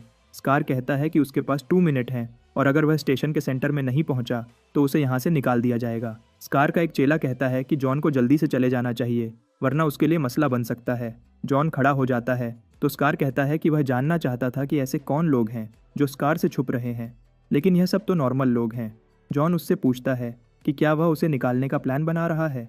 जॉन उससे इसकी वजह पूछता है तो स्कार का एक चेला उस पर भौंकता है, लेकिन स्कार उसे रोकता है और कहता है कि इस कमज़ोर लड़के को डराने में मज़ा आएगा। स्कार जॉन को उसकी तरफ देखने को कहता है और उसकी आंखों में आंखें डालकर देखता है। स्कार कहता है कि वह जॉन के असली जज्बात देखना चाहता है, लेकिन स्कार को उसमें से एक अजीब सी पावर फील होती है, तो वह चुप हो जाता है। उसका एक चेला जिसका नाम मोल है स्कार से पूछता है कि वह क्या सोच रहा है और कहता है कि अब जॉन मुश्किल में है, उसे 2 मिनट में निकल जाना चाहिए था। जॉन कहता है 2 मिनट, 2 सेकंड काफ़ी हैं तुम सबको मारने के लिए। मोल हंसने लगता है और कहता है कि स्कार सही कह रहा था, इस लड़के के साथ मज़ा आने वाला है। मोल एक चाकू निकालता है और पूछता है कि क्या ये उसके आखिरी अल्फाज हैं। स्कार उसके कंधे पर हाथ रखता है तो मोल हैरान हो जाता है। तभी जॉन को कुछ फील होता है। उसकी तस्वीर गायब है मोल एकदम तस्वीर निकालता है और पूछता है कि क्या वह इसे ढूंढ रहा है। मोल कहता है कि उसे जॉन से कुछ कीमती नहीं मिला, बस ये बेकार सी पिक्चर मिली है। जॉन एकदम गुस्से में भड़क जाता है। वह मोल की तरफ बढ़ता है और कहता है कि अगर इस तस्वीर पर एक भी स्क्रैच आया तो वह उसे मार देगा। मोल को यह देखकर एकदम डर लग जाता है। स्कार मोल से पिक्चर ले लेता है और कहता है कि अगर जॉन पास आया तो वह तस्वीर फाड़ देगा। मोल उसे मारना शुरू कर देता है और पूछता है कि उसका कॉन्फिडेंस कहाँ गया। जॉन को खुद पर गुस्सा आ रहा होता है कि सोने की वजह से वह पिक्चर संभाल नहीं सका। वह कहता है कि उसे पता था कि इंसान मॉन्स्टर से ज़्यादा खतरनाक होते हैं। मोल पूछता है कि अब क्या करें, क्या जॉन को यहाँ से निकाल दें। स्कार कहता है कि नहीं। मोल कंफ्यूज हो जाता है कि वह मना क्यों कर रहा है। स्कार समझाता है कि जब उसने जॉन की आंखों में देखा तो उसे बाकी सबसे अलग कुछ दिखा। उसकी स्पिरिट इतनी गहरी थी कि उसे कुछ भी क्लियर दिखाई नहीं दिया। वह मोल से कहता है कि उस पर नज़र रखे और उसकी पुरानी तस्वीर हमेशा अपने हाथ में रखे। मोल पूछता है कि क्या यह सब करना ज़रूरी है। हम लोग जॉन को यहाँ से बाहर निकालकर उसका काम तमाम कर सकते हैं, लेकिन स्कार कहता है कि यह ऑर्डर है। मोल कहता है कि जब जॉन उस पर अटैक करने वाला था तब उसे डर लगा था, लेकिन अब जब तक तस्वीर उसके पास है जॉन उसे हाथ भी नहीं लगा सकता। दूसरी तरफ हारू रूम में आती है। यह सब देखकर वह हैरान हो जाती है। वह सबसे पूछती है कि यह सब क्या हो रहा है। स्कार कहता है कि उसने यहाँ आकर अच्छा किया, वरना उसे ढूंढने के लिए फजूल में मेहनत करनी पड़ती। हारू घबरा जाती है और पूछती है कि वे उसे क्यों ढूंढ रहे हैं। स्कार उसे कहता है कि उसने सब लोगों को सबवे के सेंटर में जमा होने को कहा है। मोल और उसके साथी वापस जाने लगते हैं। उनके फेसेस पर शैतानी स्माइल्स होती हैं। वह जॉन से कहता है कि वह उससे दोबारा मिलेगा और उसकी पिक्चर का ख्याल रखेगा, और वहाँ से चला जाता है। हारू देखती है कि जॉन वहाँ परेशानी में बैठा है। वह उसके पास जाती है और पूछती है कि उसे क्या हुआ है। जॉन हारू का हाथ पीछे करता है, जिससे हारू को काफ़ी गुस्सा आ जाता है। वह कहती है कि वह उसे उठाने की कोशिश कर रही थी।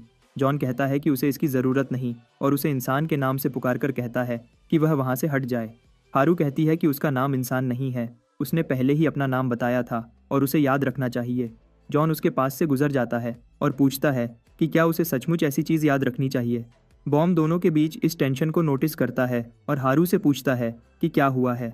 हारू गुस्से में कहती है कि कुछ नहीं हुआ, बस वह ही बेवकूफ़ थी जो उसने जॉन से बात करने की कोशिश की जो उसे नहीं करनी चाहिए थी। जॉन लंबी सांस लेता है और सोचता है कि वह किसी इंसान का हाथ क्यों पकड़ेगा जब उसके बाप ने उसे कहा था कि किसी पर भरोसा नहीं करना जो अपना हाथ उसकी तरफ बढ़ाए। आखिर इंसान उसके दुश्मन है। वह मोल को देखता है और सोचता है कि उसे पिक्चर को हर हाल में वापस लेना होगा, चाहे वह उसे फाड़ भी दे वह उसे वापस जोड़ सकता है।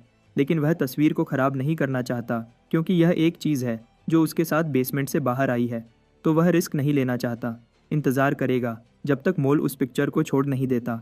स्कार कहता है कि अब जब सब यहाँ हैं वह उन्हें बताएगा कि उनके पास 2 ऑप्शंस हैं, या तो उसके साथ चलो या मत चलो। अगर वे उसके साथ जाते हैं तो उन्हें यहाँ से नहीं निकाला जाएगा। स्कार उस आदमी का जिक्र करता है जिसने उनके खिलाफ जाने की कोशिश की। वह उस आदमी की तरफ इशारा करता है और कहता है कि उसने सबवे में सबको परेशान करने की कोशिश की, इसलिए उसने उसे निकालने का फैसला किया। अगर वे सब उसका साथ देंगे तो वह उन्हें उस आदमी की तरह ट्रीट नहीं करेगा, बल्कि उनके साथ अच्छा सलूक करेगा। वह ज़बरदस्ती फॉलो करने को नहीं कहेगा, लेकिन यह बात सब जान लें कि यहाँ नीचे जो स्कार कहेगा वही होगा। सब डर के मारे एक दूसरे की तरफ देखते हैं और एक के बाद एक सब स्कार का साथ मिलने लग जाते हैं। बॉम कहता है कि जब कानून खत्म हो जाता है तो मजबूत लोग कमज़ोरों पर राज करते हैं। उसे डर था कि एक दिन ऐसा ज़रूर आएगा। स्कार क्लियरली नहीं कहेगा कि उसे फॉलो करो, लेकिन हिंट दे रहा है कि जो उसके साथ नहीं जाएगा वह मारा जाएगा, और स्कार को फॉलो करना लॉजिकल चॉइस है अगर उन्हें जीना है। बॉम परेशानी की वजह से पसीने में डूब जाता है, फिर मुस्कुराता है और अपनी टाई सीधी करता है। फिर कहता है कि उसने लंबी ज़िंदगी जी ली है, कभी कभी एडवेंचर्स आ जाते हैं। अगर वह स्कार की साइड ज्वाइन करेगा तो शायद वह किसी पेशेंट की मदद नहीं कर पाएगा, इसलिए वह दूसरी साइड पर रहेगा, चाहे अकेला ही क्यों न हो। लेकिन वह देखता है कि हारू भी स्कार की साइड ज्वाइन नहीं कर रही। वह लंबी सांस लेती है। बॉम हैरान होता है और पूछता है कि क्या वह ज्वाइन नहीं करने वाली। वह कहती है नहीं। बॉम उसे स्कार की साइड जाने को कहता है। यहाँ आना बेवकूफ़ी है। हारू हंसती है और इशारा करके कहती है कि वह अकेली बेवकूफ़ नहीं है। बॉम पूछता है कि इसका क्या मतलब, और मुड़कर देखता है कि जॉन और काफ़ी सारे और लोग भी स्कार का साथ नहीं दे रहे। सीन चेंज हो जाता है। एक लड़की बॉम के पास आती है और पूछती है कि कोई उसे अपने साथ क्यों नहीं मिला रहा। वह यहाँ रहना नहीं चाहती थी, लेकिन अब उन्हें इस ग्रुप में ज्वाइन करने के लिए फोर्स किया जा रहा है और शायद अब उनके साथ बुरा सलूक किया जाएगा। एक दूसरी लड़की जिसका नाम फ्रेकल्स है कहती है कि इतना बुरा नहीं होगा, वे बस उन्हें निकाल देंगे या भूखा मार देंगे, टॉर्चर नहीं करेंगे। ग्लासेस वाली लड़की डर जाती है और चीखती है कि अब वे क्या करेंगे। वह अभी मरना नहीं चाहती। एक छोटी लड़की बॉम्ब से टकराती है। उसके साथ एक आदमी है जो शायद उसका बाप है। वह बॉम्ब से माफ़ी मांगता है और कहता है कि उसे लड़की को सही से पकड़कर रखना चाहिए था। बॉम्ब हंसता है और कहता है कि इस उम्र में बच्चे शरारतें करते हैं, लेकिन उसे अपने बाप की बात सुननी चाहिए। लड़की किसी और जुबान में कुछ बोलती है तो बॉम्ब कहता है कि उसे ठीक से सुनाई नहीं दे रहा। वह चीखती है और बताती है कि वह उसका बाप नहीं है और बॉम्ब को एक टक्कर मारती है। लड़की बताती है कि वह अपने माँ बाप से खो गई है, वे उसे ढूंढ रहे होंगे। आदमी कहता है कि वह सच कह रही है।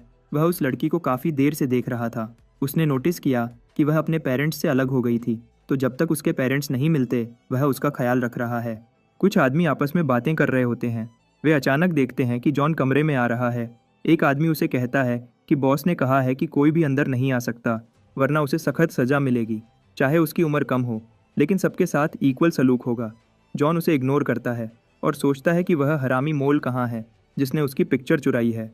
दूसरी तरफ कुछ लोग कह रहे होते हैं कि सिर्फ उतना ही खाना लो जितना सबके लिए कहा गया है, क्योंकि बाद में चेक होगा, इसलिए कोई होशियारी ना करे। ग्लासेस वाली लड़की पूछती है कि उन्हें दूसरों के मुकाबले इतना कम खाना क्यों मिल रहा है।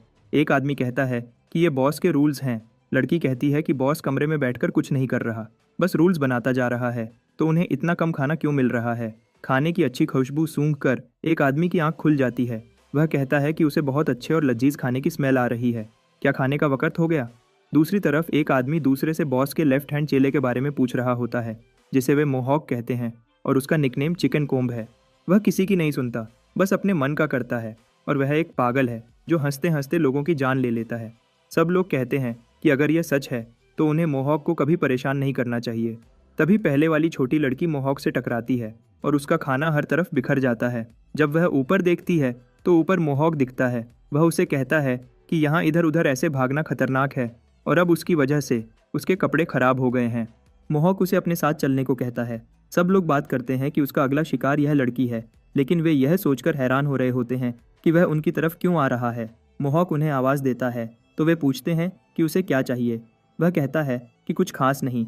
वह उनसे अपना खाना उस लड़की को देने को कहता है। वे कहते हैं कि एक इंसान के लिए एक रेशन ही होता है। मोहॉक उन्हें फिर अपना खाना देने को कहता है। फिर वह उसे वह ट्रे देता है जो उसने गिरा दिया था और लड़की रोना बंद कर देती है। वे सोच रहे होते हैं कि यह क्या कर रहा है। उन्हें लगता है कि यह शायद टॉर्चर का एक तरीका है। शायद वह उसे तब परेशान करेगा जब वह खाना खाने जाएगी। लड़की का गार्डियन जल्दी से उसे अपने पीछे छुपाता है और मोहॉक से पूछता है कि वह ऐसा क्यों कर रहा है। मोहॉक गुस्से में कहता है, मैंने क्या गलत किया। गार्डियन कहता है कि उन्हें जाना चाहिए और लड़की के साथ जल्दी से भाग जाता है, लेकिन लड़की पीछे मुड़कर मोहॉक को देखती है जो बहुत कंफ्यूज होता है, फिर मुस्कुराता है। दूसरी तरफ कुछ लोग एक दरवाजे को गार्ड कर रहे होते हैं। फ्रेकल्स हारू से बात कर रही है और कहती है कि लगता है गार्ड्स बढ़ गए हैं। जॉन सोचता है कि क्या उसे अपनी पिक्चर ढूंढने जाना चाहिए या नहीं। वह हारू की तरफ देखता है जो नज़र हटा लेती है क्योंकि वह उससे नाराज़ है, क्योंकि उसने उसका हाथ हटा दिया था और हारू को यह बहुत रूड लगा था। फ्रेकल्स देखती है कि वह अजीब बिहेव कर रही है। सीन एकदम बदलता है। सब सो रहे होते हैं।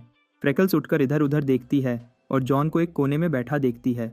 वह उसके पास जाती है और उसे हिलाने की कोशिश करती है, लेकिन उसे एकदम बहुत दर्द होता है क्योंकि लड़का उसका हाथ जोर से पकड़ लेता है। वह यह देखकर हैरान हो जाती है कि वह जाग रहा था। उसे लगा था कि वह सो रहा है। जॉन पूछता है कि वह क्या कर रही थी। फ्रेकल्स हैरान होती है और कहती है कि उसे दर्द हो रहा है, वह बस बात करना चाहती थी। जॉन पूछता है कि बात करने का क्या मतलब है। वह कहती है कि ऐसा लगता है जैसे जॉन ने कभी किसी से बात ही नहीं की। जॉन उसे कंफ्यूज नज़रों से देखता है, फिर पूछता है कि इससे क्या फ़र्क पड़ता है कि उसने कभी बात की या नहीं। फ्रेकल्स कंफ्यूज हो जाती है। वह उसका हाथ छोड़ देता है और कहता है कि अब बताओ कि वह यहाँ क्यों आई थी। वह उसे देखती है और कहती है कि वह सोच रही थी कि जॉन हमेशा बाकियों से अलग रहता है। क्या वह शर्मीला है? जॉन गुस्सा हो जाता है और कहता है कि वह बकवास कर रही है। सब उसके दुश्मन हैं और वह दुश्मन के करीब नहीं होना चाहता। फ्रेकल्स पूछती है कि इस बात का क्या मतलब है। वह कहता है कि हर इंसान उसका दुश्मन है। क्या कोई वजह है कि वह ऐसे लोगों के पास जाए जो उसे धोखा देकर उसकी पीठ पीछे अटैक कर सकते हैं। फ्रेकल्स कहती है कि वह जॉन को नुकसान नहीं पहुंचाना चाहती, लेकिन जॉन कहता है कि उसे यकीन नहीं, वह झूठ भी बोल सकती है। वह कहती है कि ठीक है, लेकिन उसे हारू से नाराज़गी खत्म करनी चाहिए। जॉन पूछता है कि इस बात का क्या मतलब है। उसने कभी हारू से लड़ाई नहीं की। वह कहती है कि क्या वह उसके साथ ठीक से रह सकता है। वह कहता है कि यह अलग बात है, वह भी इंसान है। और उसे बाकी लोगों के बारे में फ़र्क नहीं पड़ता। फ्रेकल्स कहती है कि हारू को लगता है कि उसकी बात कोई नहीं सुनता, लेकिन वह हर रात सांस रोके रोती है। शायद किसी बात से उसका दिल टूट गया है जो वह शेयर नहीं कर रही, लेकिन यहाँ सब शायद ऐसे ही हैं। अगर जॉन अपने एज फेलोज से दोस्ती कर ले तो उसे फ़ायदा हो सकता है। जॉन कहता है कि उसे यह सब फिजूल लगता है।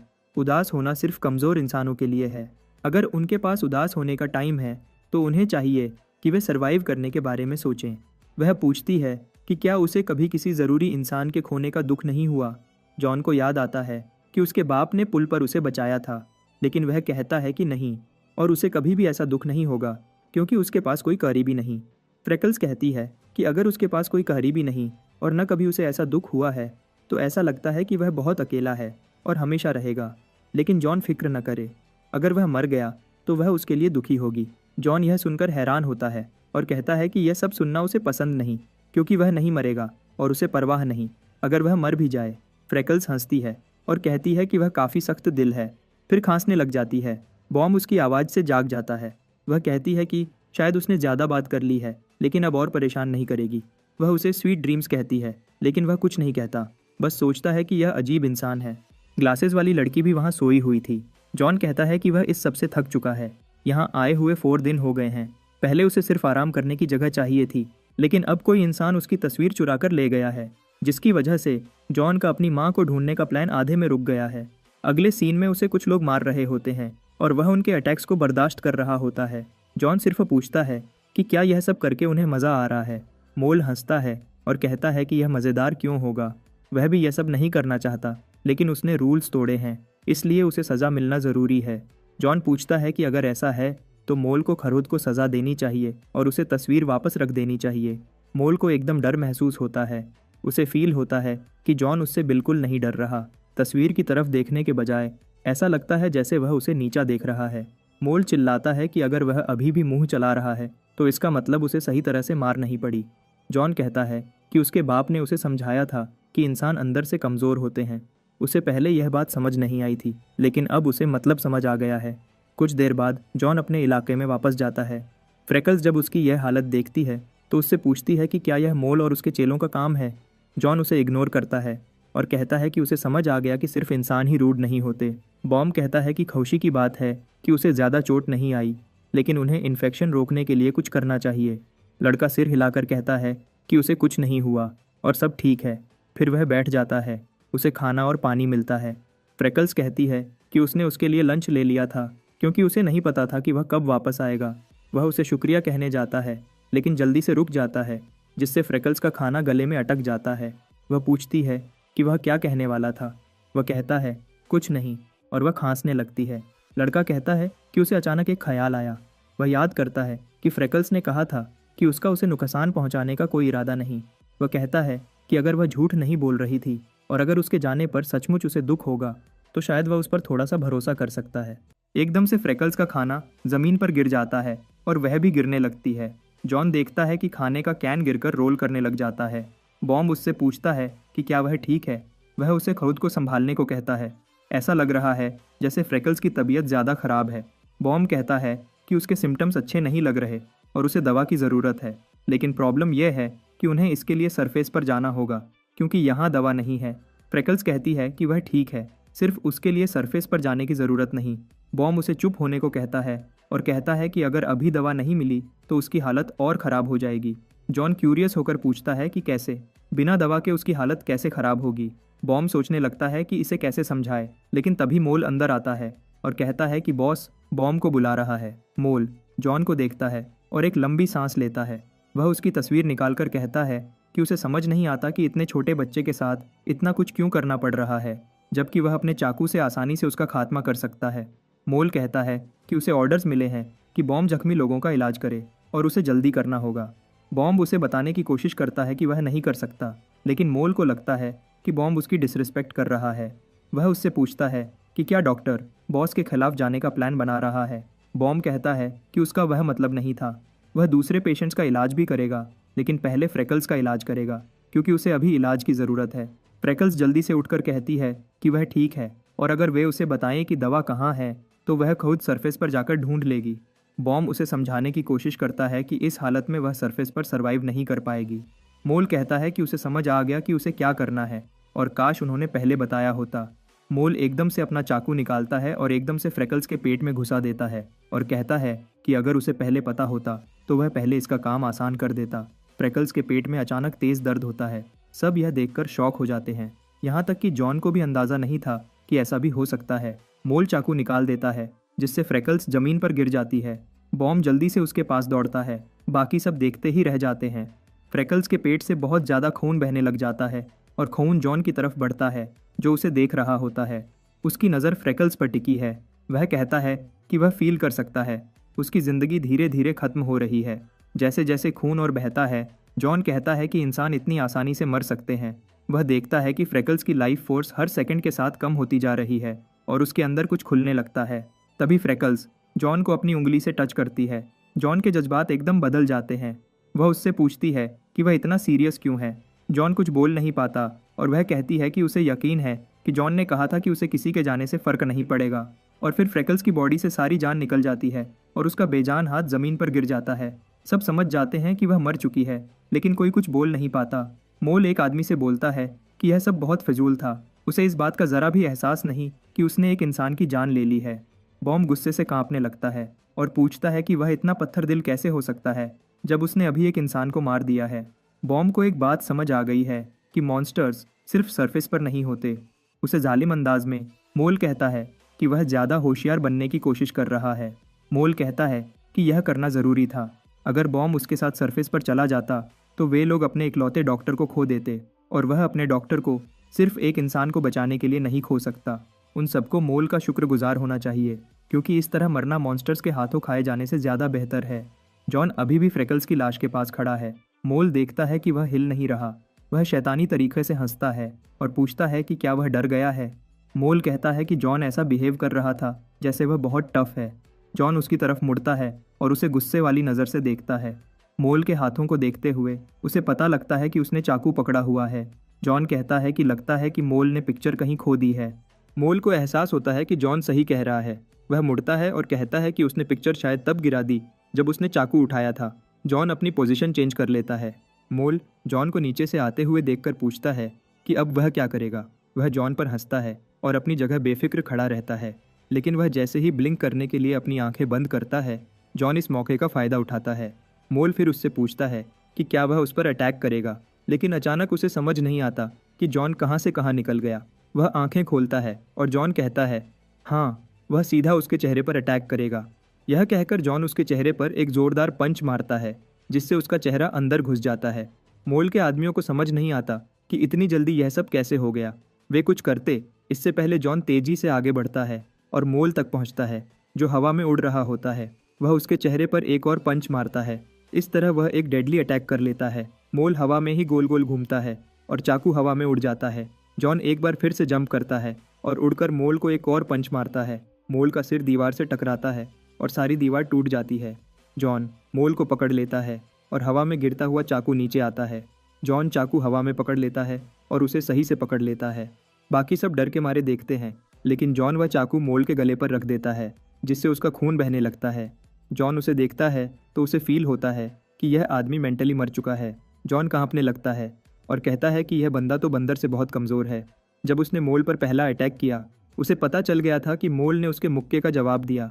वह कहता है कि अगर उसे पता होता कि यह इतना कमज़ोर है तो वह पहले ही उससे पिक्चर छीन लेता। अगर जॉन ने पहले मोल को सबक सिखाया होता तो शायद फ्रेकल्स आज जिंदा होती, क्योंकि मोल कुछ कर ही नहीं पाता। जॉन मोल की जान लेने वाला होता है तो उसे दिमाग में अपने बाप की आवाज़ सुनाई देती है जो कहता है कि उसे मार देना चाहिए। जॉन का दिल बदल जाता है, लेकिन बाप की सिखाई हुई बातें उसे मारने के लिए फोर्स करती हैं। उसके बाप ने उसे सिखाया था कि दुश्मनों पर रहम करने की ज़रूरत नहीं है, उन सबको मारना होगा। जॉन के अंदर मोल को मारने का इरादा और पक्का होता जाता है और उसे अपना दिल हर सेकंड के साथ धड़कता हुआ फील होता है, जैसे वह बहुत नर्वस हो गया हो। वह चाकू को और मजबूती से पकड़ता है, लेकिन तभी बॉम्ब उसे चिल्लाकर रुकने को कहता है। जॉन मुड़कर उसे देखता है। बॉम्ब समझाता है कि अगर उसने उसे मारा तो वह सारी ज़िंदगी इस बात को नहीं भूल सकेगा। जॉन पूछता है कि बॉम्ब क्या कहना चाह रहा है और कहता है कि उसे मोल की फ़िक्र नहीं करनी चाहिए। बॉम्ब कहता है कि उसे मोल की फ़िक्र नहीं है, बल्कि जॉन की है।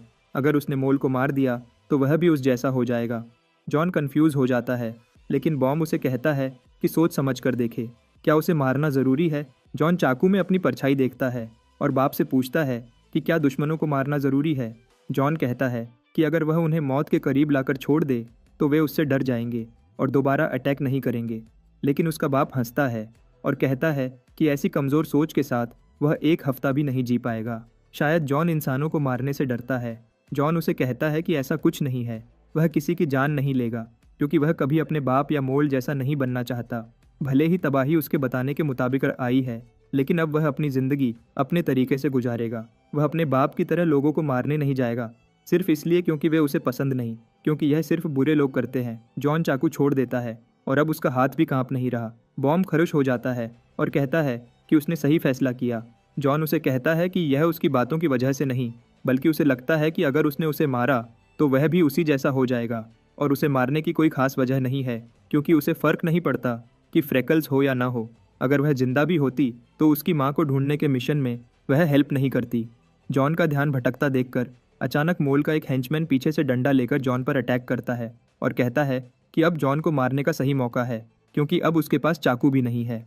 जैसे ही मोल का चेला बैट लेकर अटैक करने आता है, जॉन उसका हाथ पकड़कर पीछे खींचता है, जिससे उसका बैट जॉन की जगह मोल के फेस पर जाकर लगता है। जॉन फिर उसका हाथ छोड़ देता है और घूमकर उसे पीछे से एक जोरदार पंच मारता है।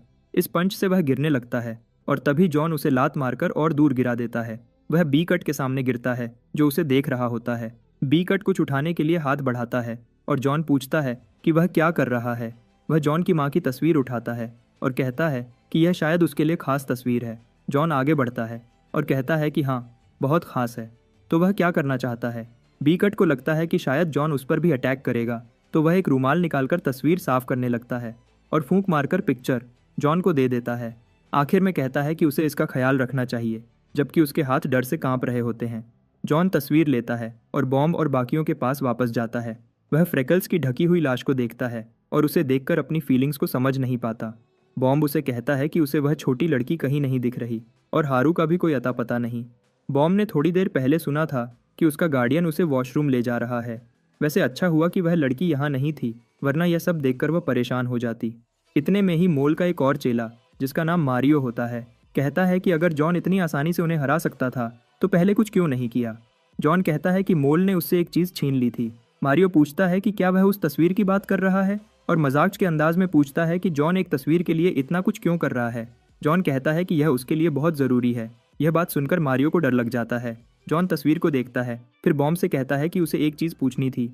वह सबको तस्वीर दिखाता है और पूछता है कि क्या उन्होंने कभी इस जैसा फूल देखा है, लेकिन किसी ने ऐसा फूल पहले नहीं देखा था। ग्लासेस वाली लड़की पूछती है कि यह तस्वीर कहाँ ली गई थी। जॉन कहता है कि उसे कोई आइडिया नहीं। गार्डियन कहता है कि अगर इंटरनेट होता तो यह मुश्किल नहीं होता, लेकिन सिर्फ तस्वीर देखकर यह जगह ढूंढना बहुत मुश्किल होगा। बॉम्ब जॉन से पूछता है कि उसे इस जगह का पता क्यों लगाना है, आखिर वहाँ ऐसा क्या है। जॉन कहता है कि इस जगह का पता लगाना बहुत ज़रूरी है और वह वहाँ जाने का प्लान बना रहा है। सब चुप हो जाते हैं। बॉम्ब कहता है कि उसने जॉन को फाइट करते देखा है। जॉन काफ़ी पावरफुल है, लेकिन यह बात ध्यान में रखना ज़रूरी है कि अर्थ मॉन्स्टर्स से भरी हुई है, वहाँ सर्वाइव करना मुश्किल होगा। जॉन बॉम्ब की बात से इनकार करता है और कहता है कि वह सर्वाइव कर सकता है। तभी एक आदमी हुड पहने उन्हें देख रहा होता है। जॉन नीचे देखता है और कहता है कि उसे नहीं पता था कि यहाँ किसी को भी तस्वीर वाली जगह के बारे में नहीं पता होगा। तभी स्कार कमरे में आता है और कहता है कि यहाँ तो हाल ख़राब हो गया। वह जॉन की तरफ देखता है और कहता है कि उसने मोल को पिक्चर संभाल कर रखने को कहा था, लेकिन वह इतना सिंपल ऑर्डर भी फॉलो नहीं कर सका। वह अपनी शर्ट की स्लीव झटकता है और कहता है कि इस सब का कोई फ़ायदा नहीं, और अब जब बात यहाँ तक बढ़ गई है वह अब एक अलग तरीका यूज़ करेगा। सबवे से बाहर सरफेस पर मॉन्स्टर्स हर एक चीज़ तबाह कर चुके होते हैं और बिल्डिंग्स खंडहर बन चुके होते हैं। एक गली में किसी चीज़ का साया नज़र आता है। तभी गली में से एक मॉन्स्टर निकलता है और अपने हाथों से खूंखार क्लॉ निकालकर सबवे की तरफ बढ़ता है। यहाँ सबवे में अजीब हालात बने होते हैं।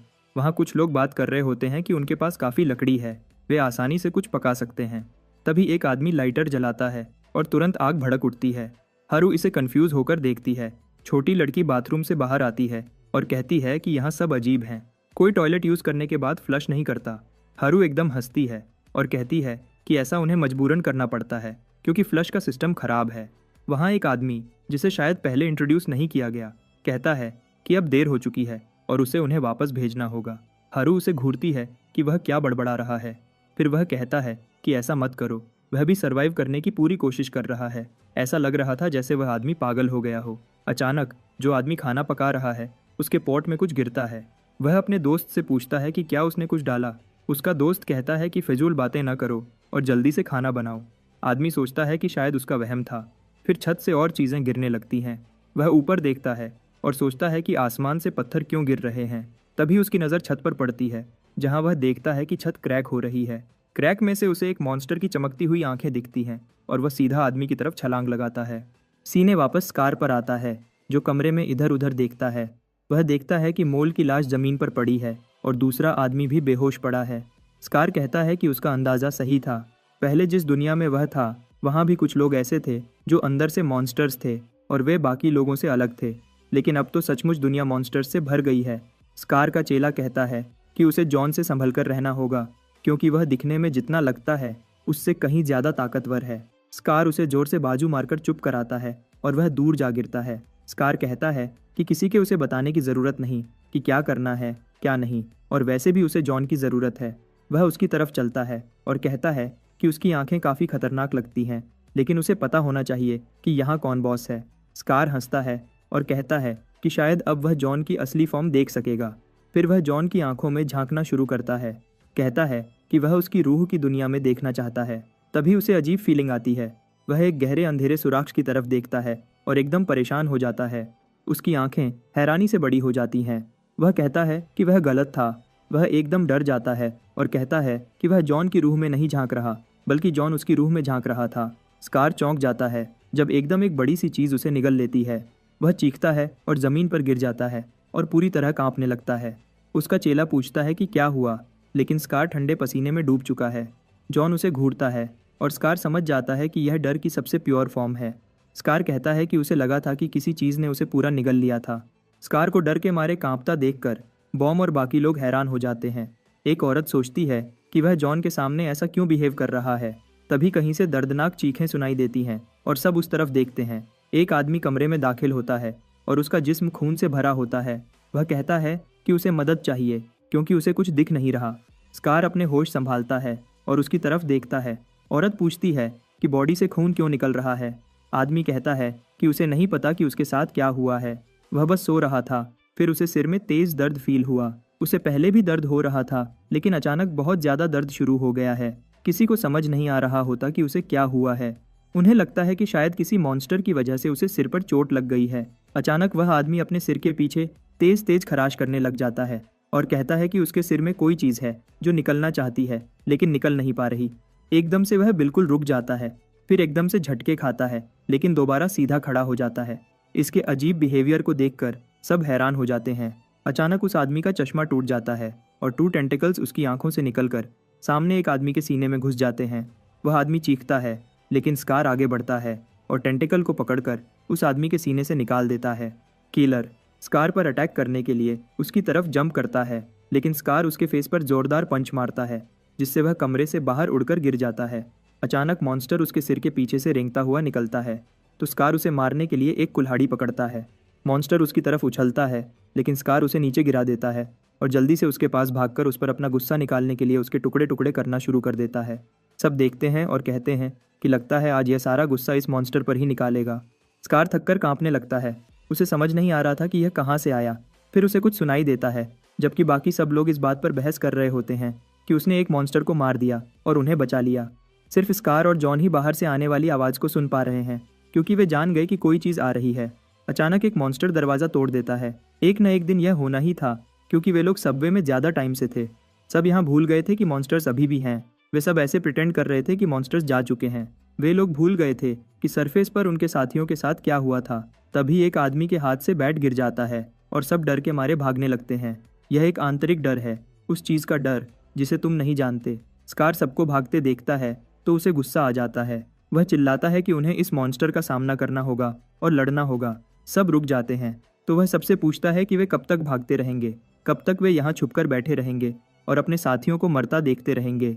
वह मॉन्स्टर की तरफ इशारा करता है और कहता है कि सिर्फ एक मॉन्स्टर है और यह बाकियों से अलग है। अगर सब मिलकर उससे लड़ेंगे तो वे जीत सकते हैं।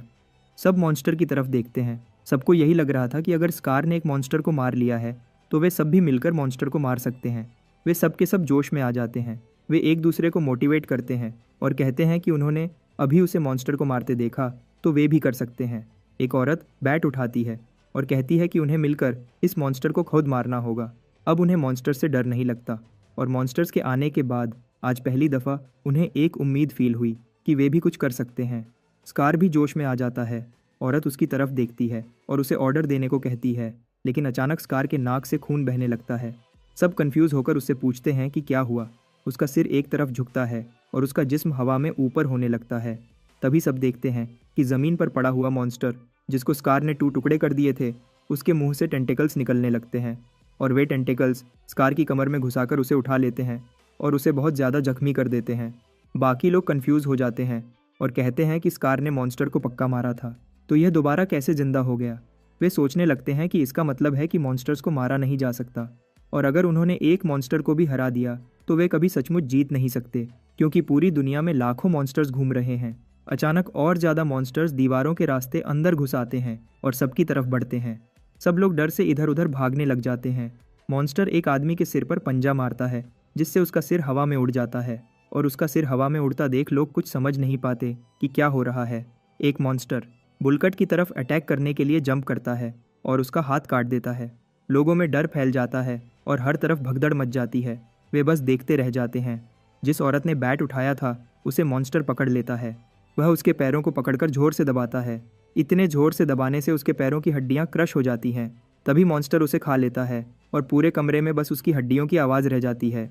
और फिर मॉन्स्टर के पीछे एक ब्लोहोल से खून पूरे कमरे में फैल जाता है। सबको अब पक्का पता लग गया था कि वे कुछ नहीं कर सकते। वे बस भागने लग जाते हैं क्योंकि उनके जिस्म में बस एक ही ख्याल काम कर रहा था, सरवाइव करना। और इस भगदड़ में हर कोई बस अपना ही सोच रहा था। किसी को फिक्र नहीं थी कि कोई नीचे आ रहा है या नहीं। जॉन यह सब देख रहा होता है और मारियो चीखता है कि वे सब गलत थे। वे मॉन्स्टर्स को नहीं हरा सकते। कुछ टाइम बाद उनकी भी मारने की बारी आ जाएगी। लेकिन उस छोटी बच्ची का गार्डियन के दिमाग में कुछ और ख्याल आते हैं। वह उस छोटी लड़की के बारे में सोचता है। वह आगे चलने लगता है, लेकिन बॉम उसका हाथ पकड़ता है, पूछता है कि वह कहाँ जा रहा है। गार्डियन कहता है कि उसकी बच्ची अभी भी वहाँ है, वह उसे ढूंढने जा रहा है। बॉम कहता है कि उसे रुकना चाहिए। अगर मॉन्स्टर्स पहले से एंट्रेंस तक आ गए हैं तो ज़्यादा चांस है कि वह यहाँ से चली गई हो। गार्डियन घुटनों पर गिर जाता है, कहता है कि यह बिल्कुल पिछली बार जैसा है। उसका दिमाग खुद को कोसने लग जाता है कि उसने लापरवाही क्यों की। वह खुद में खो जाता है और एक पैनिक स्टेट में चला जाता है। आखिरकार जॉन आगे बढ़ता है तो गार्डियन उससे पूछता है कि वह कहाँ जा रहा है। जॉन दरवाजे के पास पहुँचता है। सबकी नज़रें उस पर टिक जाती हैं। वे सोच रहे होते हैं कि वह क्या करने वाला है। बॉम्ब उसे रोकने के लिए भागता है, लेकिन देर हो चुकी है। जॉन बाहर निकल जाता है। वह धीरे धीरे स्कार के आदमियों के पास से गुजरता है जो घबराकर एक दूसरे से लड़ रहे होते हैं। जॉन आगे बढ़ता है, फिर अपना फाइटिंग स्टांस ले लेता है और दिखाता है कि वह अब जंग शुरू करने वाला है। सबवे में दूसरी तरफ एक औरत ज़मीन पर पड़ी है और एक मॉन्स्टर उसे खा रहा होता है। हारू और छोटी बच्ची एक टेबल के नीचे छुप जाती हैं। बच्ची बहुत डर जाती है और रोने लगती है। हारू उसे चुप रहने को कहती है क्योंकि अगर वह शोर करेगी तो वे पकड़े जाएंगे। लड़की यह सुनकर जल्दी चुप हो जाती है। हारू उस पर गुस्सा करने के लिए माफ़ी मांगती है और कहती है कि अगर वे पकड़े गए तो मारे जाएंगे। छोटी बच्ची हारू का हाथ पकड़ लेती है और डर से कांपने लगती है और लगातार रोए जा रही है। हारू को उस बच्ची पर तरस आ जाता है। वह सोच रही थी कि उसे यहीं छोड़ जाए और अपनी जान बचाए, लेकिन अब वह अपना फैसला बदल लेती है और लड़की से कहती है कि वह उसके बिल्कुल पास रहे। तभी एक आदमी उस औरत की लाश को देखते हुए पूछता है कि हारू और लड़की का क्या प्लान है। हारू कहती है कि उन्हें यहाँ से भागना होगा। आदमी पूछता है कि वे कहाँ जाएं, क्योंकि भागने की कोई जगह नहीं है। हारू कहती है कि जीने के लिए कोशिश तो करनी पड़ेगी और कहीं ना कहीं तो जगह मिल ही जाएगी। आदमी उसे याद दिलाता है कि सरफेस पर हर जगह मॉन्स्टर्स हैं और अब जो उनके पास एक सेफ जगह थी वह भी छीन ली है। लेकिन हारू फिर भी सोचती है कि वह सरवाइव कर सकती है। हारू कहती है कि चाहे जो भी हो वह बेवकूफ़ों की तरह अपनी मौत का इंतज़ार नहीं करेगी। आदमी हैरान होता है और उसे लगता है कि उसे ऐसा नहीं कहना चाहिए था। एक छोटी लड़की में इतनी हिम्मत है। वह कहती है कि चाहे कुछ भी हो वह सरवाइव करेगी। उसकी आंखों में उम्मीद चमकती है। आदमी समझ जाता है कि यह लड़की सचमुच बहुत हिम्मत वाली है। वह समझ जाता है कि उसके पास जीने की वजह है। तभी वह आदमी देखता है कि एक मॉन्स्टर उनके पास आ रहा है। वह चिल्लाता है कि भागो, लेकिन हारू डर से जम गई है। आदमी एकदम परेशान हो जाता है और मॉन्स्टर की तरफ भागता है। असल में उस आदमी के पास जीने की कोई वजह नहीं है। वह हारू को भागने को कहता है, लेकिन जब देखता है कि वह तो पहले से गायब है। यह सब इतनी तेजी से होता है कि उसे समझ ही नहीं आता। वह उसके सामने हीरो बनना चाहता था, लेकिन अब कुछ नहीं हो सकता।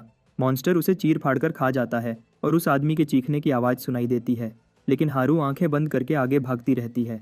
दूसरी तरफ स्कार के आदमियों का बुरा हाल हो चुका होता है। तभी एक आदमी मॉन्स्टर से सवाल पूछने की कोशिश करता है।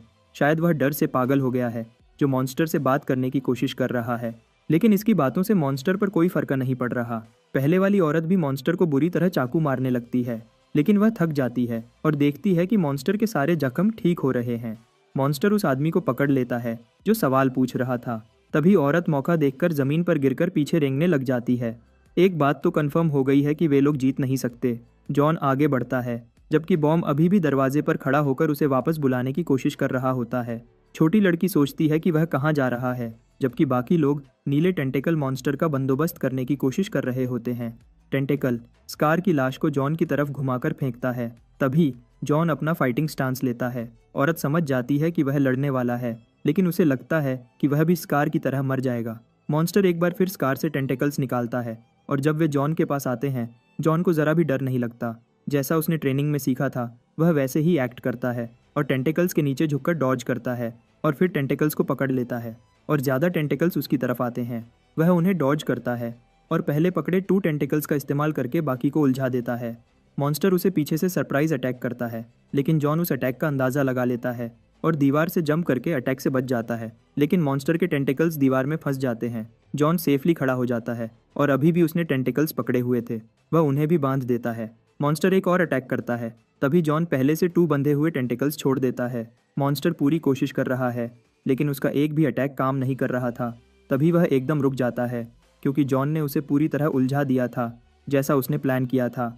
जॉन स्कार के पीछे जाता है और मॉन्स्टर को उसके पीछे से खींचकर निकाल देता है और उसे घूरता है। बॉम हैरान होता है कि आखिर उसने उसे रोक दिया। औरत कहती है कि इससे कुछ नहीं बदलेगा, क्योंकि स्कार ने भी उसे रोका था, लेकिन मॉन्स्टर फिर जिंदा हो गया था। मॉन्स्टर एक खौफनाक आवाज़ निकालता है, जिससे बड़ा मॉन्स्टर धीरे धीरे जॉन की तरफ मुड़ता है। उसके साथ एक छोटा मॉन्स्टर भी होता है। एक मॉन्स्टर सीधा जॉन की तरफ भागता है। जॉन टेंटेकल मॉन्स्टर को ज़मीन पर फेंकता है और दूसरा मॉन्स्टर उसे काटने के लिए आगे आता है। जॉन एकदम उसका मुंह बंद कर देता है। मॉन्स्टर का सारा फ्लो टूट जाता है। उसे समझ नहीं आता कि क्या हुआ। जॉन बड़े मॉन्स्टर की तरफ दौड़ता है। मॉन्स्टर जॉन को दबोचने के लिए अपने हाथ बढ़ाता है, लेकिन जॉन ज़मीन से जंप करके उसके अटैक से बच जाता है और मॉन्स्टर के पीछे लैंड करता है। फिर जॉन एक्स लेने के लिए भागता है ताकि मॉन्स्टर का काम तमाम कर सके। वह जैसे ही कुल्हाड़ी पकड़ता है तो मॉन्स्टर उसका ध्यान भटकाने के लिए अपने ब्लो होल से खून निकालता है। जॉन खून से काफ़ी भीग जाता है, लेकिन अपना फोकस मॉन्स्टर पर रखता है। फिर वह अपनी आंखें खोलता है। उसकी आंखों में मॉन्स्टर के लिए गुस्सा दिखता है।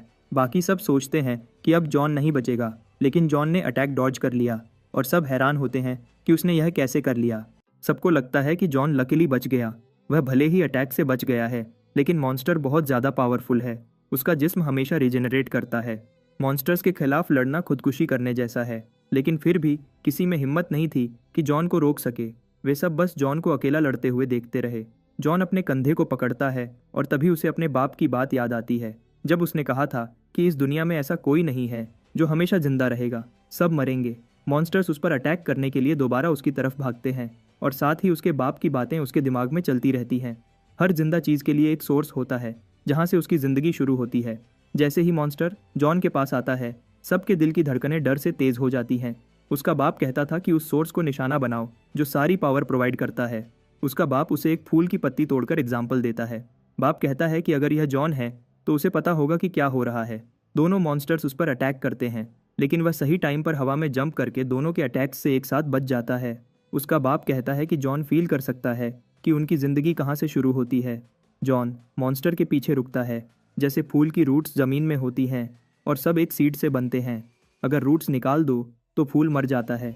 जॉन मॉन्स्टर के पीछे आकर उसके वीक पॉइंट्स देखता है और फिर अपना वेपन रेडी करता है और पूरी पावर के साथ मॉन्स्टर की कोर पर अटैक करता है।